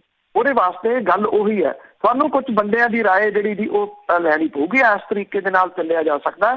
1 ਸਾਲ ਲੱਗ ਸਕਦਾ, 2 ਸਾਲ ਲੱਗ ਸਕਦਾ, ਇਦੋਂ ਵੱਧ ਦਾ ਸਮਾਂ ਨਹੀਂ ਲੱਗੂਗਾ ਜੀ ਪੈਰਾਂ ਸਿਰ ਹੋਣ ਦੇ ਵਾਸਤੇ। ਇਦੋਂ ਵੱਧ ਦਾ ਸਮਾਂ ਨਹੀਂ ਲੱਗੂਗਾ। ਔਰ ਇਹ ਦੂਜੇ ਸੂਬੇ ਜਿਹੜੇ ਨੇ ਉਹਨਾਂ ਦੇ ਨਾਲ ਵੀ ਗੱਲ ਜਿਹੜੀ ਉਹ ਕੀਤੀ ਜਾ ਸਕਦੀ ਆ। ਤੁਸੀਂ 10 ਕਿਲੋ ਸਮਾਨ ਖਰੀਦਿਆ, ਤੁਹਾਨੂੰ ਪਤਾ ਇੱਥੇ ਖਪਤ ਜਿਹੜੀ ਆ ਉਹ 4 ਕਿਲੋ ਦੀ ਹੈ ਜਾਂ 6 ਕਿਲੋ ਦੀ ਹੈ। ਬਾਕੀ ਜਿਹੜਾ ਉਹ ਦੂਜੇ ਸੂਬੇ ਦੇ ਨਾਲ ਗੱਲ ਜਿਹੜੀ ਉਹ ਕੀਤੀ ਜਾ ਸਕਦੀ ਹੈ। ਮੈਂ ਇੱਕ ਛੋਟੀ ਜਿਹੀ ਉਦਾਹਰਨ ਦੇ ਕੇ ਜਿਹੜਾ ਜੀ ਇਸ ਜਵਾਬ ਨੂੰ ਸਮੇਟਦਾ ਕਿ ਜਿਹੜਾ ਹਰਿਆਣਾ, ਉਹਦੀ ਜਿਹੜੀ ਹਰਿਆਣੇ ਦੀ ਟਰਾਂਸਪੋਰਟ ਹੈ, ਉਹ ਜਿਹੜੇ ਸਾਡੀਆਂ ਇੱਥੇ ਟਰਾਂਸਪੋਰਟ ਨੇ ਪੰਜਾਬ ਦੀਆਂ, ਉਹ ਢਾਬਿਆਂ ਤੇ ਖੜਾਉਂਦੀਆਂ ਨੇ ਲੈ ਦੇ ਕੇ। ਕੀ ਲੈਂਦੇ ਕਰਦੇ ਨੇ ਉਹ ਸਭ ਨੂੰ ਪਤਾ। ਡਰਾਈਵਰ ਕੰਡਕਟਰ ਆਪਣਾ ਸੌਦਾ ਮਾਰਦੇ ਆ ਜਾਂ PRTC 'ਚ ਬੈਠੇ ਲੋਕ ਸੌਦਾ ਮਾਰ ਦਿੰਦੇ। ਉੱਥੇ ਹਰਿਆਣੇ 'ਚ ਨਹੀਂ ਆ। ਉਹਨਾਂ ਨੇ ਥਾਂ ਦੇ ਉੱਤੇ ਕੁਝ ਕਿਲੋਮੀਟਰ ਤੋਂ ਬਾਅਦ ਜਿਹੜਾ ਜੀ ਉਹ ਆਪਣੇ ਹਰਿਆਣਾ ਟੂਰਿਜ਼ਮ ਦੇ ਜਿਹੜੇ ਬਣਾਏ ਹੋਏ ਆ, ਹਰਿਆਣਾ ਟਰਾਂਸਪੋਰਟ ਦੀ ਬੱਸ ਉਸ ਟੂਰਿਜ਼ਮ ਦੇ ਉੱਤੇ ਖੜੀ ਹੋਊਗੀ।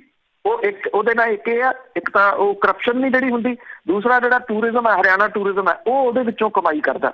ਜਿਹੜਾ ਨਵਾਂ ਹਾਈਵੇ ਬਣਿਆ ਜਿਹੜਾ ਇੱਥੇ ਲਖਨਊ ਤੋਂ ਜਾਂਦਾ ਜੀ ਆਗਰਾ ਨੂੰ, ਉਹਦੇ ਉੱਤੇ ਤੁਸੀਂ ਦੇਖਣਾ ਕਿ ਜਦੋਂ ਜਿੰਨੀ ਦੇਰ ਤੱਕ ਉਹ ਉੱਤਰ ਪ੍ਰਦੇਸ਼ ਦੇ ਵਿੱਚ ਹੈ, ਉੱਤਰ ਪ੍ਰਦੇਸ਼ ਦੇ ਜਿਹੜੇ ਦੀ ਉਹ ਟੂਰਿਜ਼ਮ ਨੇ, ਹਰਿਆਣੇ ਦੇ ਵਿੱਚ ਹੈ, ਹਰਿਆਣੇ ਦੇ ਟੂਰਿਜ਼ਮ ਨੇ ਜਿਹੜਾ ਵੀ ਉਹ ਸਪੈਸੀਫਿਕ ਜਿਹੜੇ ਦੀ ਉਹਨਾਂ ਦੇ ਉੱਤੇ ਹੀ ਬਾਕੀ ਵਹੀਕਲ ਵੀ ਪ੍ਰਾਈਵੇਟ ਵੀ ਜਿਹੜੀ ਉਹ ਕਿਸੇ ਹੋਰ ਨੂੰ ਖੋਲ੍ਹਣ ਹੀ ਨਹੀਂ ਦਿੱਤੇ ਗਏ। ਇਹ ਤਾਂ ਰੈਵਨਿਊ ਜਨਰੇਟ ਕਰਨ ਦੇ ਤਰੀਕੇ ਨੇ ਜੀ, ਜਿਹੜੇ ਇੱਥੇ ਪੰਜਾਬ ਦੇ ਵਿੱਚ ਕਿਉਂ ਨਹੀਂ ਹੋ ਸਕਦੇ ਜੀ?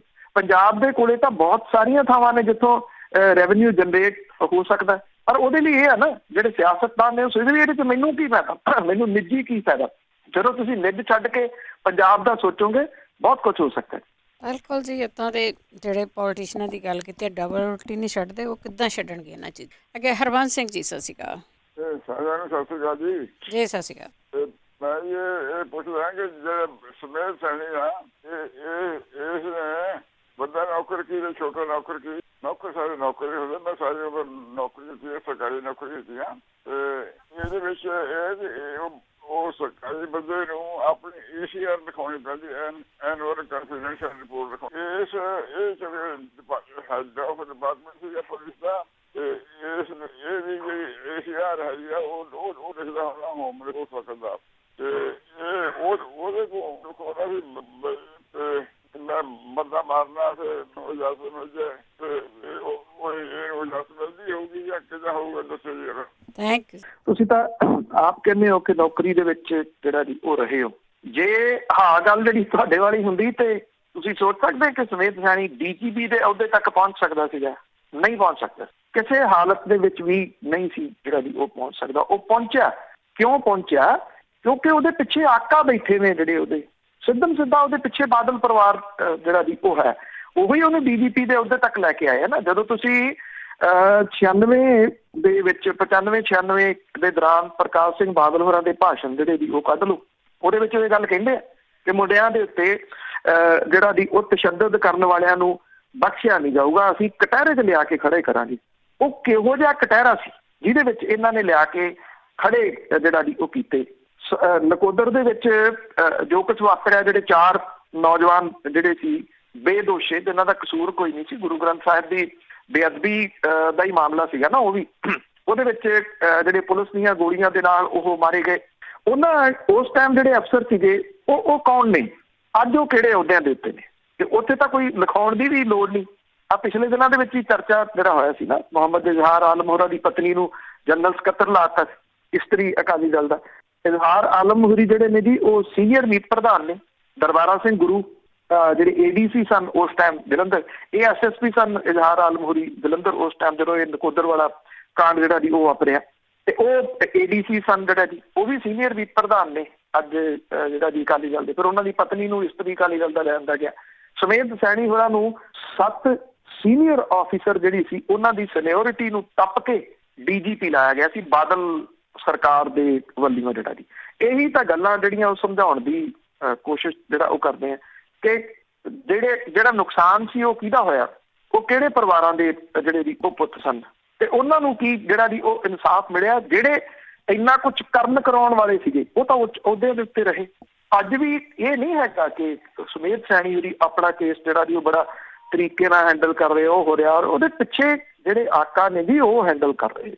ਇਸ ਕਰਕੇ ਇਹ ਨਾ ਭੁੱਲੋ ਜੀ, ਇਹ ਇੱਕ ਕ੍ਰੀਏਟ ਜਿਹੜੇ ਜੀ ਉਹ ਕੀਤੇ ਜਾਂਦੇ ਆ। ਔਰ ਪੰਥਕ ਅਖਵਾਉਣ ਵਾਲੀਆਂ ਜਿਹੜੇ ਨੇ ਜੀ ਪੰਥਕ ਸਰਕਾਰ, ਜਿਹੜੇ ਕਹਿੰਦੇ ਕਿ ਪੰਥਕ ਸਰਕਾਰ, ਉਸ ਪੰਥਕ ਸਰਕਾਰ ਨੇ ਇਸ ਤਰ੍ਹਾਂ ਦੇ ਕੰਟਰੋਵਰਸ਼ੀਅਲ ਅਫਸਰਾਂ ਨੂੰ ਹੀ ਮੂਹਰੇ ਕਿਉਂ ਲਿਆਂਦਾ? ਇਹ ਵੱਡਾ ਜਿਹੜਾ ਜੀ ਉਹ ਸਵਾਲ ਹੈ। ਜਿਸ ਦਿਨ ਲੋਕਾਂ ਨੂੰ ਇਹ ਸਵਾਲ ਦੀ ਸਮਝ ਆ ਗਈ ਉਦੋਂ ਤਾਂ ਬਹੁਤ ਸਾਰਾ ਕੁਝ ਹੱਲ ਹੋ ਜਾਣਾ ਜੀ। ਬਸ ਲੋਕਾਂ ਨੂੰ ਸਮਝ ਨਹੀਂ ਆਈ, ਯਾਤਰਾ ਹੀ ਕਰਦੇ ਰਹੇ ਅੱਗੇ। ਪੌਲ ਜੀ ਸਤਿ ਸ਼੍ਰੀ ਅਕਾਲ। ਹੈਲੋ ਸਤਿ ਸ਼੍ਰੀ ਅਕਾਲ। ਮੈਂ ਪੁੱਛਾਂਗਾ ਜਿਹੜਾ ਆਪਾਂ ਕਹਿੰਦੇ ਆ ਵੀ ਸਮੇਤ ਸੈਣੀ ਦਾ ਜਾਂ ਹੋਰ ਵੀ ਇਹ ਕਾਂਗਰਸ ਨੇ ਵੀ ਟਰਾਈ ਕੀਤੀ ਨੂੰ ਸਕੰਜ 'ਚ ਲੈਣ ਦੀ, ਮੈਂ ਅਕਾਲੀ ਦਲ ਵੀ ਨਹੀਂ ਸੀ ਚਾਹੁੰਦਾ।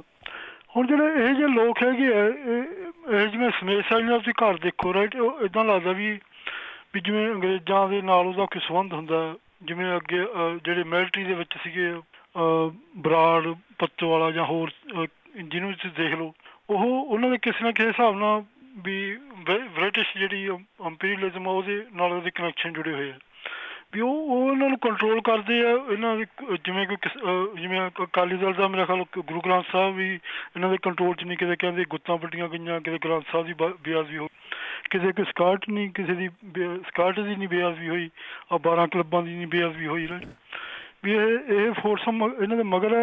ਹੁਣ ਜਿਵੇਂ ਇਹ ਕਿਸਾਨੀ ਦਾ ਮਸਲਾ ਹੈਗਾ, ਜਿਵੇਂ ਇੱਥੇ ਆਪਣੇ ਉੱਬਰ ਦਾ ਸੀ ਟੈਕਸੀ ਦਾ ਰਾਈਟ, ਉਹ ਹੁਣ ਜਿਹੜੇ ਉਹ ਟੈਕਸੀ ਇੰਡਸਟਰੀ ਦਾ ਬੜੇ ਵਧੀਆ ਸਲਿਊਸ਼ਨ ਭਾਲੇ ਜਾ ਸਕਦੇ ਸੀ ਵੀ ਉਬਰ ਵਰਗਾ ਮਾਡਲ ਵੀ ਦਿੱਤਾ ਜਾ ਸਕਦਾ ਸੀ। ਇਹਦੀ ਲੋੜ ਨਹੀਂ, ਉਹਦੇ 'ਚ ਲੋਕਾਂ ਦਾ ਧਿਆਨ ਨਹੀਂ ਜਾਣ ਦਿੱਤਾ ਜਾਂਦਾ ਇਹਨਾਂ ਫੋਰਸਾਂ ਵੱਲੋਂ ਰਾਈਟ। ਪ੍ਰੋਬਲਮ ਖੜੀਆਂ ਕਰਕੇ ਕੋਈ ਕਮਿਊਨਿਸਟ ਕੋਈ ਹੋਰ ਹੋਰ ਖਿਲਾਰੇ ਪਾ ਕੇ ਮੇਰਾ ਖਿਆਲ ਉਹ ਵੀ ਆਪਣੇ ਵੀ ਆਪਾਂ ਉਹ ਸਲਿਊਸ਼ਨ ਨਹੀਂ ਭਾਲਦੇ। ਜਿਵੇਂ ਆਪਣੇ ਕਿਸਾਨਾਂ ਦਾ ਵੀ ਹੈਗਾ ਵੀ ਉਹ ਮੇਰਾ ਖਿਆਲ ਮਾਡਲ ਉਹ ਵਧੀਆ ਦੇ ਸਕਦੇ ਆ, ਅਤੇ ਉਹ ਮਾਡਲ ਦੇਣ ਦੀ ਬਜਾਏ ਹੋਰ ਕਿਤੇ ਖਾਲਿਸਤਾਨ ਦਾ ਜੀ ਤੁਸੀਂ ਨਾਅਰਾ ਨਹੀਂ ਲਾ ਸਕਦੇ, ਤੁਸੀਂ ਵਾਹਿਗੁਰੂ ਜੀ ਕਾ ਖਾਲਸਾ ਵਾਹਿਗੁਰੂ ਜੀ ਕੀ ਫਤਿਹ ਨਹੀਂ ਕਹਿ ਸਕਦੇ। ਤੁਸੀਂ ਲਾਲ ਝੰਡੇ ਉੱਤੇ ਲਹਿਰਾ ਸਕਦੇ ਹੋ। ਤੁਸੀਂ ਉਹ ਗੌਰਮੈਂਟ ਜਾਂ ਹੋਰ ਬਹੁਤ ਖੁਸ਼ ਹੁੰਦੇ ਹੋਣਗੇ ਵੀ ਲਾਲ ਝੰਡੇ ਵਾਲੇ ਦੇ ਵੀ ਅਸੀਂ ਇਹਨਾਂ ਨੂੰ ਝੋਲੀ ਪਾਵਾਂਗੇ ਸਾਰੇ ਸੋਲੂਸ਼ਨ। ਵੀ ਇਹ ਜਿਹੜੇ ਕਮਿਊਨਿਸਟ ਜਾਂ ਇਹ ਵੀ ਇਹਨਾਂ ਦਾ ਹੇਟ ਇਹਦੇ 'ਚੋਂ ਨਿਕਲਦੀ ਆ।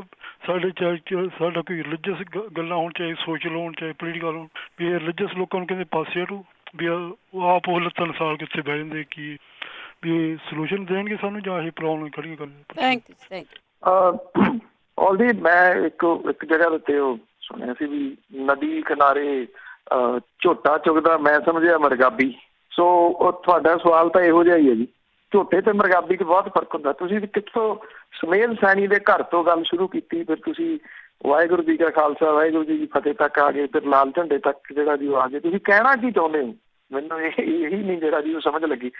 ਜਿੱਥੋਂ ਤੱਕ ਜੇ ਤੁਸੀਂ ਸੁਮੇਧ ਸੈਣੀ ਦੇ ਰਹਿਣ ਸਹਿਣ ਦੀ ਗੱਲ ਕਰਦੇ ਹੋ, ਬ੍ਰਿਟਿਸ਼ ਸਾਰਾ ਕੁਛ ਜਿਹੜਾ ਜੀ ਉਹ ਛੱਡ ਕੇ ਬ੍ਰਿਟਨ ਦੇ ਵਿੱਚ ਤੁਸੀਂ ਡਿਪਟੀ ਕਮਿਸ਼ਨਰ ਸੁਣਿਆ ਕਿ ਉੱਥੇ ਡਿਪਟੀ ਕਮਿਸ਼ਨਰ ਜਿਹੜੇ ਜੀ ਉਹ ਲਾਏ ਹੋਏ ਫੋਨ, ਜਿਹੜੇ ਐਕਚੁਅਲੀ ਇਹ ਕਲੈਕਟਰ ਜਿਹੜਾ ਜੀ ਹੁੰਦੇ ਸੀਗੇ, ਟੈਕਸ ਕਲੈਕਟਰ ਹੁੰਦੇ ਸੀ, ਉਹਦੇ ਤੋਂ ਡਿਪਟੀ ਕਮਿਸ਼ਨਰ ਬਣਿਆ ਹੋਇਆ। ਉਹ ਕੁਝ ਚੀਜ਼ਾਂ ਇੱਥੇ ਛੱਡ ਕੇ ਉਹ ਉਸੇ ਤਰੀਕੇ ਨਾਲ ਸਿਆਸਤ ਜਿਹੜੀ ਜੀ ਉਹ ਤੁਰੀ ਜਾ ਰਹੀ ਹੈ। ਕਿਸੇ ਜਗ੍ਹਾ ਦੇ ਉੱਤੇ ਇੱਦਾਂ ਦੀ ਕੋਈ ਪਾਬੰਦੀ ਨਹੀਂ ਹੈਗੀ ਕਿ ਵਾਹਿਗੁਰੂ ਜੀ ਕਾ ਖਾਲਸਾ ਵਾਹਿਗੁਰੂ ਜੀ ਕੀ ਫਤਿਹ ਬੋਲਣ ਦੇ ਉੱਤੇ ਪਾਬੰਦੀ ਹੈ, ਬਿਲਕੁਲ ਵੀ ਨਹੀਂ। ਨਾ ਕੋਈ ਇੱਦਾਂ ਦੀ ਪਾਬੰਦੀ ਇੱਥੇ ਪੰਜਾਬ ਦੇ ਵਿੱਚ। ਮੈਂ ਤਾਂ ਕਿੰਨੇ ਧਰਨਿਆਂ ਦੇ ਉੱਤੇ ਜਿਹੜਾ ਜੀ ਗਿਆ ਜਿੱਥੇ ਇਹ ਹੋਵੇ ਕਿ ਕਿਹੜੇ ਰੰਗ ਦਾ ਝੰਡਾ ਚਾਹੀਦਾ, ਦੂਜੇ ਰੰਗ ਦਾ ਝੰਡਾ ਨਹੀਂ ਲਾਉਣ ਦਿੱਤਾ ਜਾਂਦਾ।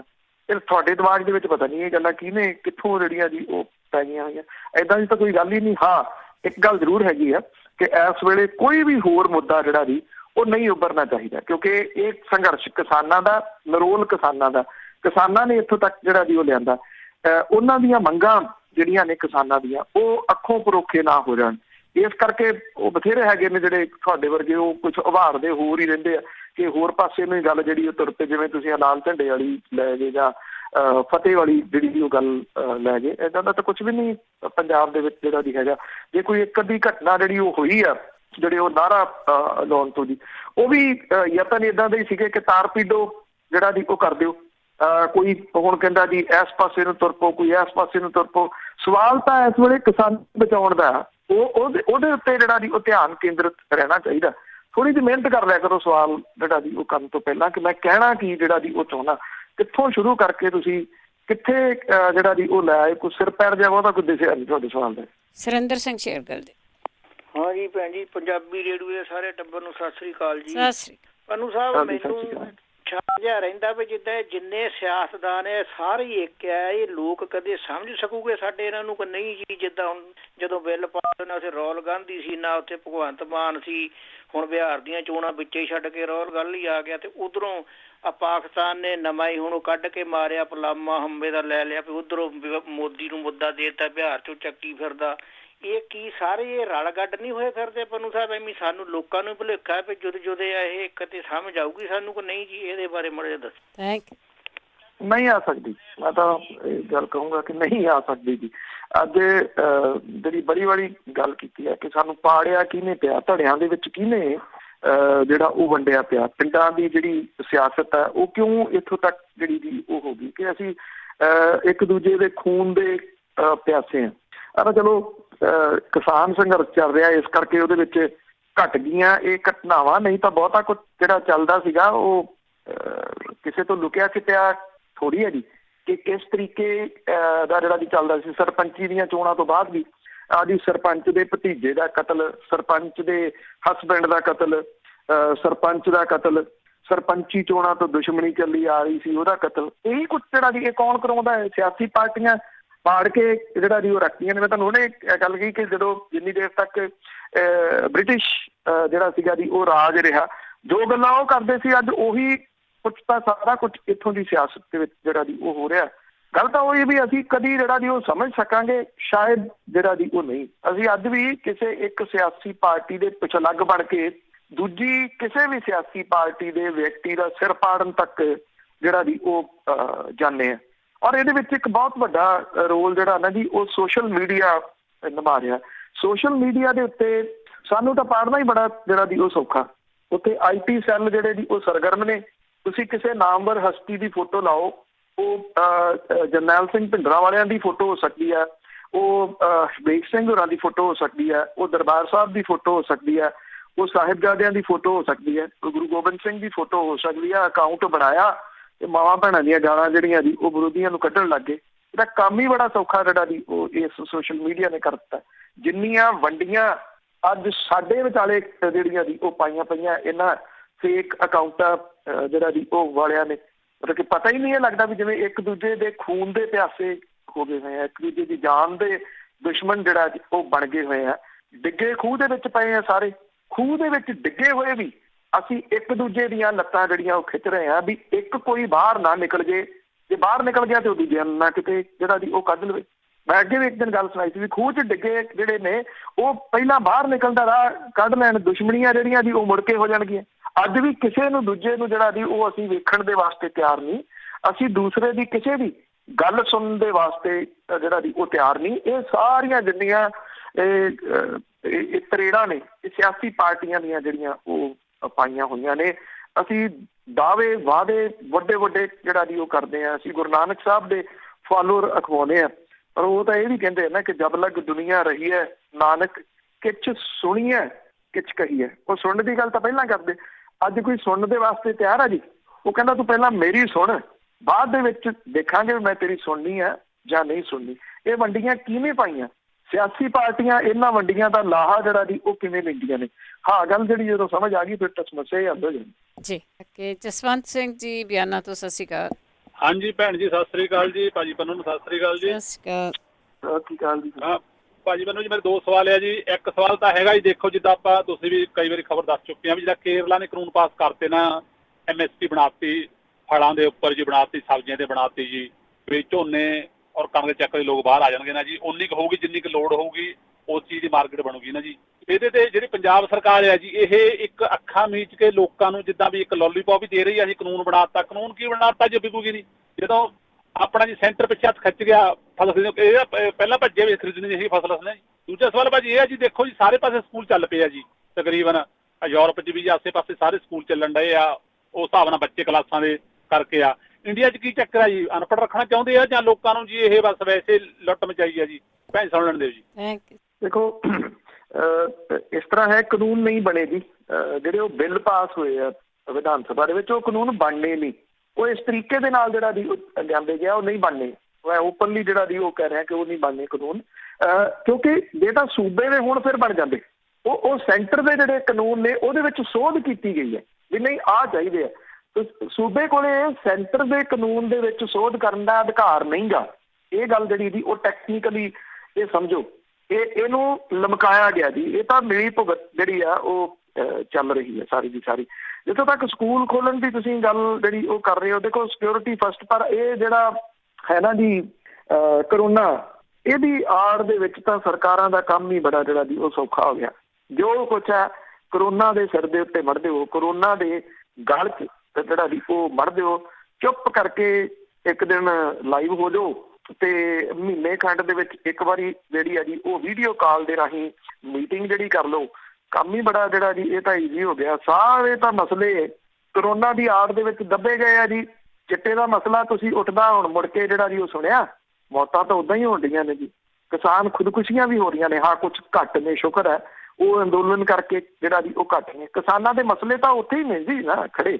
ਬਾਈਬਲ ਕਲਾਮ ਵਾਲਾ ਮਸਲਾ ਜਿਹੜਾ ਗੁਰੂ ਗ੍ਰੰਥ ਸਾਹਿਬ ਦੀ ਬੇਅਦਬੀ ਵਾਲਾ, ਉਹਦਾ ਕੀ ਬਣਿਆ? ਜਿਹੜੀ ਸਰਕਾਰ ਹੈ ਉਹ ਅਦਾਲਤ ਦੇ ਵਿੱਚ ਜਿਹੜਾ ਇਹਨੂੰ ਕਿਉਂ ਏਡਾ ਇਗਨੋਰ ਕਰ ਰਹੀ ਹੈ? ਦੱਬਿਆ ਹੋਇਆ ਜੀ ਜਿਹੜਾ ਮਸਲਾ। ਸਰਕਾਰ ਨੇ ਬਹੁਤ ਵੱਡੇ ਵੱਡੇ ਜਿਹੜੇ ਕਾਂਗਰਸ ਨੇ ਵਾਅਦੇ ਕੀਤੇ ਸੀ ਸਰਕਾਰ ਬਣਾਉਣ ਤੋਂ ਪਹਿਲਾਂ, ਉਹ ਸਾਰੇ ਮਸਲੇ ਕਰੋਨਾ ਦੀ ਆੜ ਦੇ ਵਿੱਚ ਦੱਬੇ ਗਏ। ਇਹ ਤਾਂ ਮਸੀਹਾ ਬਣ ਕੇ ਆਇਆ ਜੀ ਸਿਆਸਤਦਾਨਾਂ ਦੇ ਵਾਸਤੇ, ਸਰਕਾਰਾਂ ਦੇ ਵਾਸਤੇ। ਕਰੋਨਾ ਜਿਹੜਾ ਕੰਮ ਹੀ ਸਾਰਾ ਐਨ ਜਿਹੜਾ ਜੀ ਉਹਨਾਂ ਦਾ ਸੈੱਟ ਹੋ ਗਿਆ। ਕਿਸੇ ਕੋਈ ਜਵਾਬਦੇਹੀ ਨਹੀਂ ਰਹੀ। ਸਕੂਲਾਂ ਦੀ ਗੱਲ ਕਰ ਰਹੇ ਹੋ, ਮੈਂ ਤਾਂ ਉਹਦੇ ਵਿੱਚ ਜਿਹੜੀ ਤੁਹਾਨੂੰ ਗੱਲ ਦੱਸੀ ਹੈ ਇੰਟਰਸਟੇਟ ਬੱਸ ਦੀ ਗੱਲ ਦੱਸੀ ਹੈ ਜੀ। ਇਸ ਵੇਲੇ ਅੰਨਾ ਪੈਸਾ ਬੁੱਕਾਂ ਦੇ ਹਿਸਾਬ ਦੇ ਨਾਲ ਇਕੱਠਾ ਕਰ ਰਹੀਆਂ ਜੀ ਪ੍ਰਾਈਵੇਟ ਟਰਾਂਸਪੋਰਟ ਕੰਪਨੀਆਂ। ਪੱਛਮੀ ਬੰਗਾਲ ਤੱਕ ਦਫ਼ਤਰ ਖੋਲੀ ਬੈਠੀਆਂ ਨੇ। ਉੱਤਰ ਪ੍ਰਦੇਸ਼ ਦੇ ਵਿੱਚ ਜਿਹੜੀਆਂ ਬੱਸਾਂ ਜਾ ਰਹੀਆਂ ਨੇ, ਬਿਹਾਰ ਦੇ ਵਿੱਚ ਬੱਸਾਂ ਜਾ ਰਹੀਆਂ ਨੇ, ਇੱਧਰ ਰਾਜਸਥਾਨ ਵਾਲੀ ਸਾਈਡ ਦੇ ਉੱਤੇ ਚੱਲ ਜਾਓ, ਉੱਧਰ ਬੱਸਾਂ ਜਿਹੜੀਆਂ ਜਾ ਰਹੀਆਂ ਨੇ। ਸ਼ਰੇਆਮ ਢਾਬਿਆਂ ਤੋਂ ਸਵਾਰੀਆਂ ਜਿਹੜੀਆਂ ਉਹ ਚੁੱਕ ਰਹੀਆਂ ਨੇ। ਕੋਈ ਪਰਮਿਟ ਨਹੀਂ, ਕਿਸੇ ਕੋਲ ਕੁਛ ਨਹੀਂ। ਜਿੰਨੇ ਪੈਸੇ ਜਿਹੜਾ ਜੀ ਉਹ ਕੈਸ਼ ਪੈਸੇ ਉਹਨਾਂ ਤੋਂ ਲਏ ਜਾ ਰਹੇ ਨੇ। ਇੰਟਰ ਸਟੇਟ ਬੱਸ ਸਰਵਿਸ ਕਿਉਂ ਨਹੀਂ ਜਿਹੜੀ ਜੀ ਉਹ ਖੋਲੀ ਜਾ ਸਕਦੀ? ਮਿਲੀ ਭੁਗਤ ਹੈ ਉਹਨਾਂ ਨੂੰ ਜ਼ਰੂਰ, ਜਿਹੜਾ ਜੀ ਉਹ ਜਿਹੜੇ ਨਹੀਂ ਖੁੱਲਣ ਦੇ ਰਹੇ ਮਹੀਨਾ ਉਹ ਜਿਹੜਾ ਜੀ ਉਹ ਜਾਂਦਾ ਹੋਊਗਾ। ਇਸ ਕਰਕੇ ਅਗਲੇ ਕਿਉਂ ਜਿਹੜਾ ਜੀ ਉਹ ਖੁੱਲਣ ਦੇਣਗੇ? ਸ਼ਰਾਬ ਦਾ ਮਾਮਲਾ ਮਾਰੀਏ ਵਾਲਾ ਜਿਹੜਾ ਆਬਕਾਰੀ ਵਿਭਾਗ ਦਾ ਉਹ ਦੱਬ ਗਿਆ ਨਾ ਜੀ। ਸ਼ਰਾਬ ਮਾਫੀਆ ਥੋੜੀ ਦੱਬਿਆ, ਉਹ ਮਾਮਲਾ ਉਹ ਦੱਬਿਆ ਗਿਆ ਕਿ ਆਬਕਾਰੀ ਵਿਭਾਗ ਜਿਹੜਾ ਉਹ ਘਾਟੇ ਦੇ ਵਿੱਚ ਕਿਉਂ ਜਾ ਰਿਹਾ, ਉਹ ਕੰਟੀਨਿਊਸ ਘਾਟੇ 'ਚ ਜਾ ਰਿਹਾ। ਪਰ ਮਾਫੀਆ ਜਿਹੜਾ ਜੀ ਉੱਥੇ ਹੀ ਖੜਾ। ਰੇਤ ਮਾਫੀਆ ਕਿਤੇ ਦੱਬ ਗਿਆ ਜੀ? ਨਾ, ਉਹ ਤਾਂ ਉਸੇ ਤਰੀਕੇ ਦੇ ਨਾਲ ਪੱਟ ਕੇ ਜਿਹੜਾ ਜੀ ਉਹ ਲੋਕਾਂ ਦਾ ਜਿਹੜਾ ਰੇਤਾ ਉਹ ਨਹੀਂ ਆਉਂਦਾ ਜੀ, ਉਹ ਵੇਚ ਰਿਹਾ। ਉਹਦੇ ਉੱਤੇ ਕੋਈ ਥੋੜਾ ਜਿਹੜਾ ਜੀ ਅਸਰ ਪਿਆ। ਸਰਕਾਰਾਂ ਨੂੰ ਤਾਂ ਕੰਮ ਹੀ ਬਹੁਤ ਵਧੀਆ ਮਿਲ ਗਿਆ, ਅੰਦਰ ਵੜ ਕੇ ਚੁੱਪ ਕਰਕੇ ਪੈਸਾ ਇਕੱਠਾ ਕਰੋ, ਲੋਕਾਂ ਨੂੰ ਜਿਹੜਾ ਜੀ ਜਾਣ ਦਿਓ ਬਲਦੀ ਦੇ ਬੂਥੇ 'ਚ। ਜੀ ਸਰਬਜੀਤ ਜੀ ਸਤਿ ਸ਼੍ਰੀ ਅਕਾਲ। ਹਾਂਜੀ ਪੰਨੂ ਭਾਈ ਸਤਿ ਸ਼੍ਰੀ ਅਕਾਲ, ਸਾਰਿਆਂ ਨੂੰ ਸਤਿ ਸ਼੍ਰੀ ਅਕਾਲ। ਪੰਨੂ ਸਾਹਿਬ ਮੇਰਾ ਇਹ ਕੁਐਸਚਨ ਆ ਕਿ ਪੰਜਾਬ ਦੇ ਵਿੱਚ ਜੋ ਹੁਣ ਕਿਸਾਨ ਅੰਦੋਲਨ ਚੱਲ ਰਿਹਾ ਹੈ ਇਹ ਕਿੰਨਾ ਕੁ ਅੱਗੇ ਵਧੂਗਾ, ਕਿੱਦਾਂ ਕਿ ਸਾਨੂੰ ਮਤਲਬ ਜਿੱਦਾਂ ਕਿਸਾਨਾਂ ਨੂੰ ਇਹ ਜਿਹੜੇ ਕਾਨੂੰਨ ਆਏ ਇਹ ਤੋਂ ਰਾਹਤ ਮਿਲੂਗੀ? ਇੱਕ ਇਹਦੇ ਬਾਰੇ ਦੱਸੋ। ਦੂਜਾ ਇਹ ਆ ਕਿ ਜਿਹੜੇ ਹੁਣ ਦੋ ਕਹਿੰਦੇ ਹੁੰਦੇ ਆ ਬੋਲਦੇ ਆ ਉਹ ਬੁੱਢੇ ਹੋ ਚੁੱਕੇ ਆ, ਤੇ ਉਹਨਾਂ ਨੂੰ ਪੰਨੂ ਸਾਹਿਬ ਕਿਉਂ ਨਹੀਂ ਪੰਜਾਬ ਦੇ ਲੋਕ ਹਟਾ ਰਹੇ? ਕਿਉਂ ਉਹਨਾਂ ਨੂੰ ਵਾਰ-ਵਾਰ ਉਹੀ ਬੰਦਿਆਂ ਨੂੰ ਲਿਆ ਰਹੇ ਆ? ਕਿ ਮਤਲਬ ਜਦੋਂ ਤਾਂ ਹੁਣ ਕਿਸਾਨਾਂ ਦਾ ਮੁੱਦਾ ਉੱਠਿਆ ਆ, ਚੱਲ ਰਿਹਾ ਆ, ਤੇ ਜਦੋਂ ਵੋਟਾਂ ਆ ਗਈਆਂ ਇਹੀ ਬੰਦਿਆਂ ਨੇ ਜਿਸਲੇ ਸ਼ਰਾਬ ਨਸ਼ਾ ਜਿਸਲੇ ਵੰਡਣਾ ਸ਼ੁਰੂ ਕਰ ਦਿੱਤਾ ਪਿੰਡਾਂ 'ਚ, ਇਹੀ ਜਿਹੜੇ ਕਿਸਾਨ ਹੈ ਇਹੀ ਚੱਕ ਕੇ ਫਿਰ ਉਹਨਾਂ ਮੋਹਰੇ ਲੈ ਕੇ ਆਉਂਦੇ। ਪੰਨੂ ਸਾਹਿਬ ਕਿਉਂ ਨਹੀਂ ਇਹ ਸੁਧਰ ਸਕਦੇ? ਕਿਉਂ ਪੰਜਾਬ ਦੀ ਜਨਤਾ ਕਿਉਂ ਨਹੀਂ ਇਹ ਸੁਧਰ ਸਕਦੀ ਕਿ ਹਾਂ ਵੀ ਆਹ ਬੰਦੇ ਜਿਹੜੇ ਹੁਣ ਪੁਰਾਣੇ ਆ ਰਹੇ ਆ ਇਹ ਇਹਨਾਂ ਨੂੰ ਸਾਈਡ ਤੇ ਕਰੋ, ਹੋਰ ਜਿਹੜੇ ਨਵੇਂ ਖੜੇ ਹੋ ਰਹੇ ਆ ਜਾਂ ਨਵੇਂ ਕੋਈ ਆ ਰਹੇ ਬੰਦੇ ਉਹਨਾਂ ਨੂੰ ਲੈ ਕੇ ਆਈਏ? ਇਹਦੇ ਬਾਰੇ ਦੱਸੋ ਜੀ। Thank you. ਦੇਖੋ, ਇੱਕ ਤਾਂ ਜਿਹੜੀ ਨਵੀਂ ਲੀਡਰਸ਼ਿਪ ਸੀ ਉਹ ਕਿਸੇ ਵੀ ਪਾਰਟੀ ਨੇ, ਕਿਸੇ ਵੀ ਸਿਆਸੀ ਪਾਰਟੀ ਨੇ ਪਨਪਣ ਨਹੀਂ ਦਿੱਤੀ ਜੀ। ਪਿਛਲੇ ਦੇ ਤੁਸੀਂ 2-2.5 ਦਹਾਕਿਆਂ ਦੇ ਉੱਤੇ ਜਿਹੜਾ ਵੀ ਚੱਲ ਜਾਓ। ਇੱਕ ਟਾਈਮ ਸੀਗਾ ਜਦੋਂ ਪੰਜਾਬ ਦੇ ਵਿੱਚ ਤੁਸੀਂ ਕਹਿ ਲਓ ਕਿ 80ਵਿਆਂ ਦੇ ਵਿੱਚ ਆਲ ਇੰਡੀਆ ਸਿੱਖ ਸਟੂਡੈਂਟ ਫੈਡਰੇਸ਼ਨ ਬੜੀ ਤੇਜ਼ੀ ਦੇ ਨਾਲ ਜਿਹੜੀ ਉਹ ਉੱਭਰੀ ਸੀ, ਜਿਹੜੀ ਕਿ ਸਟੂਡੈਂਟਾਂ ਦੀ ਜਥੇਬੰਦੀ ਸੀ। ਉਹਨੇ ਜਿਹੜੀਆਂ ਬਹੁਤੀਆਂ ਸਟੂਡੈਂਟ ਜਥੇਬੰਦੀਆਂ ਸੀਗੀਆਂ ਜੀ ਬਾਕੀ ਜਿਹੜੀਆਂ ਕੰਮ ਕਰਦੀਆਂ ਉਹਨਾਂ ਨੂੰ ਨਿਗਲ ਲਿਆ। ਫਿਰ ਕੀ ਹੋਇਆ, ਜੋ ਕੁਛ 84 ਦੇ ਵਿੱਚ ਸਾਕਾ ਨੀਲਾ ਤਾਰਾ ਦੇ ਰੂਪ ਦੇ ਵਿੱਚ ਹੋਇਆ ਜਾਂ ਬਾਅਦ ਦੇ ਵਿੱਚ ਜਿੰਨਾ ਨੁਕਸਾਨ ਪੰਜਾਬ ਦਾ ਜਿਹੜਾ ਜੀ ਉਹ ਹੋਇਆ, ਉਹਦੇ ਵਿੱਚ ਆਲ ਇੰਡੀਆ ਸਿੱਖ ਸਟੂਡੈਂਟ ਫੈਡਰੇਸ਼ਨ ਜਿਹੜੀ ਜੀ ਉਹਦੇ ਪੈਰ ਉਖੜ ਗਏ, ਕਿਤੇ ਨਹੀਂ ਉਹ ਰਹੀ। ਅੱਜ ਵੀ ਜਿਹੜੇ 2-3 ਇਹਨਾਂ ਦੇ ਆਗੂ ਫਿਰਦੇ ਆ ਉਹ 60 ਸਾਲਾਂ ਦੇ ਹੋ ਗਏ ਆ, ਉਹ ਅੱਜ ਵੀ ਸਟੂਡੈਂਟ ਆ। ਉਹਨਾਂ ਨੇ ਵੀ ਕਿਸੇ ਨੂੰ ਮੁੜ ਕੇ ਨਾ ਉਭਰਨ ਦਾ ਮੌਕਾ ਦਿੱਤਾ, ਨਾ ਇਹਨਾਂ ਜਥੇਬੰਦੀਆਂ ਨੂੰ ਉਭਾਰਨ ਦਾ ਮੌਕਾ ਦਿੱਤਾ। ਦੂਜੀਆਂ ਜਿਹੜੀਆਂ ਸਟੂਡੈਂਟ ਜਥੇਬੰਦੀਆਂ ਸੀਗੀਆਂ ਉਹ ਹਾਸ਼ੀਏ ਤੇ ਚਲੇ ਗਈਆਂ। ਅੱਜ ਉਹ ਹੈਗੀਆਂ ਨੇ, ਪਰ ਜੇ ਤੁਸੀਂ ਥੋੜਾ ਜਿਹਾ ਉਹਨਾਂ ਨੂੰ ਧਿਆਨ ਦੇ ਨਾਲ ਦੇਖੋ ਤੇ ਉਹਨਾਂ ਦੇ ਆਗੂ ਜਿਹੜੇ ਆ ਉਹ ਕਿਸੇ ਨਾ ਕਿਸੇ ਸਿਆਸੀ ਪਾਰਟੀ ਦੇ ਆਗੂ ਦੇ ਪੁੱਤ ਪੋਤੇ ਭਤੀਜੇ ਜਿਹੜੇ ਜੀ ਉਹ ਹੈਗੇ ਨੇ। ਕਿਤੇ ਕਿਤੇ ਕੋਈ ਕਾਨੂੰ ਪ੍ਰਿਆ ਜਿਹੜੀ ਜੀ ਉਹ ਉੱਭਰਦੀ ਆ, ਕਿਤੇ ਤਾਂ ਵੀ ਉਹ ਇੰਨੇ ਜੋਗਾ ਨਹੀਂ ਹੁੰਦੀ ਕਿ ਉਹ ਇੱਕ ਧੜਾ ਜਿਹੜਾ ਜੀ ਉਹ ਖੜਾ ਹੋ ਜਾਣ। ਮੈਂ ਤਾਂ ਕਰਕੇ ਕਹਿ ਰਿਹਾ ਕਿ ਜਿਹੜੀਆਂ ਯੂਨੀਵਰਸਿਟੀਜ਼ ਦੀਆਂ ਜਥੇਬੰਦੀਆਂ, ਕਾਲਜਾਂ ਦੀਆਂ ਜਥੇਬੰਦੀਆਂ, ਉੱਥੋਂ ਲੀਡਰਸ਼ਿਪ ਉੱਭਰਦੀ ਹੁੰਦੀ ਸੀ। ਉਹ ਜਿਹੜੀ ਜਗ੍ਹਾ ਸੀ ਨਾ ਉਹ ਖਤਮ ਕਰ ਦਿੱਤੀ ਗਈ, ਉੱਥੋਂ ਹੁਣ ਲੀਡਰਸ਼ਿਪ ਨਹੀਂ ਉੱਭਰਦੀ। ਜਿਹੜੀ ਨਵੀਂ ਲੀਡਰਸ਼ਿਪ ਆ 2-3 ਤਰੀਕੇ ਨਾਲ ਆ ਰਹੀ ਹੈ। ਜਾਂ ਤਾਂ ਆ ਰਹੀ ਹੈ ਜਿਹੜੇ ਇਹ ਮੇਨ ਜਿਹੜੀ ਆ ਰਹੀ ਆ ਉਹ ਇਹਨਾਂ ਰਾਜਨੀਤਿਕ ਲੋਕਾਂ ਦੇ ਨਿਆਣੇ ਨੇ ਅੱਗੇ ਉਹ ਆ ਰਹੇ ਆ, ਜਾਂ ਕੋਈ ਪੈਸੇ ਦੇ ਜ਼ੋਰ ਦੇ ਨਾਲ ਜਿਹੜਾ ਜੀ ਉਹ ਆ ਜਾਂਦਾ ਕਿ ਉਹਦੇ ਕੋਲ ਪੈਸਾ ਇੰਨਾ। ਸਿਆਸੀ ਪਾਰਟੀਆਂ ਵਾਲੇ ਸੋਚਦੇ ਵੀ ਆਹ ਬੰਦਾ ਜਿਹੜਾ ਜੀ ਉਹ ਠੀਕ ਹੈ। ਇਹਦੇ ਵਿੱਚ ਮਨਜਿੰਦਰ ਸਿੰਘ ਸਿਰਸਾ ਹੋਰਾਂ ਦੀ ਮਿਸਾਲ ਦਿੱਤੀ ਜਾ ਸਕਦੀ ਹੈ, ਤੇ ਇਹਦੇ 'ਚ ਕੁਲਵੰਤ ਸਿੰਘ JLPL ਉਹਨਾਂ ਦੀ ਮਿਸਾਲ ਜਿਹੜੀ ਉਹ ਦਿੱਤੀ ਜਾ ਸਕਦੀ ਹੈ ਕਿ ਪੈਸਾ ਇੰਨਾ ਉਹਨਾਂ ਦੇ ਕੋਲੇ, ਉਹ ਸਿਆਸਤ ਦੇ ਵਿੱਚ ਪੈਰ ਇਸ ਕਰਕੇ ਧਰਨ ਆ ਗਏ ਕਿ ਉਹਨਾਂ ਦੇ ਬਿਜ਼ਨਸ ਨੇ ਉਹ ਚੱਲਦੇ ਜਿਹੜਾ ਜੀ ਉਹ ਰਹਿਣਗੇ।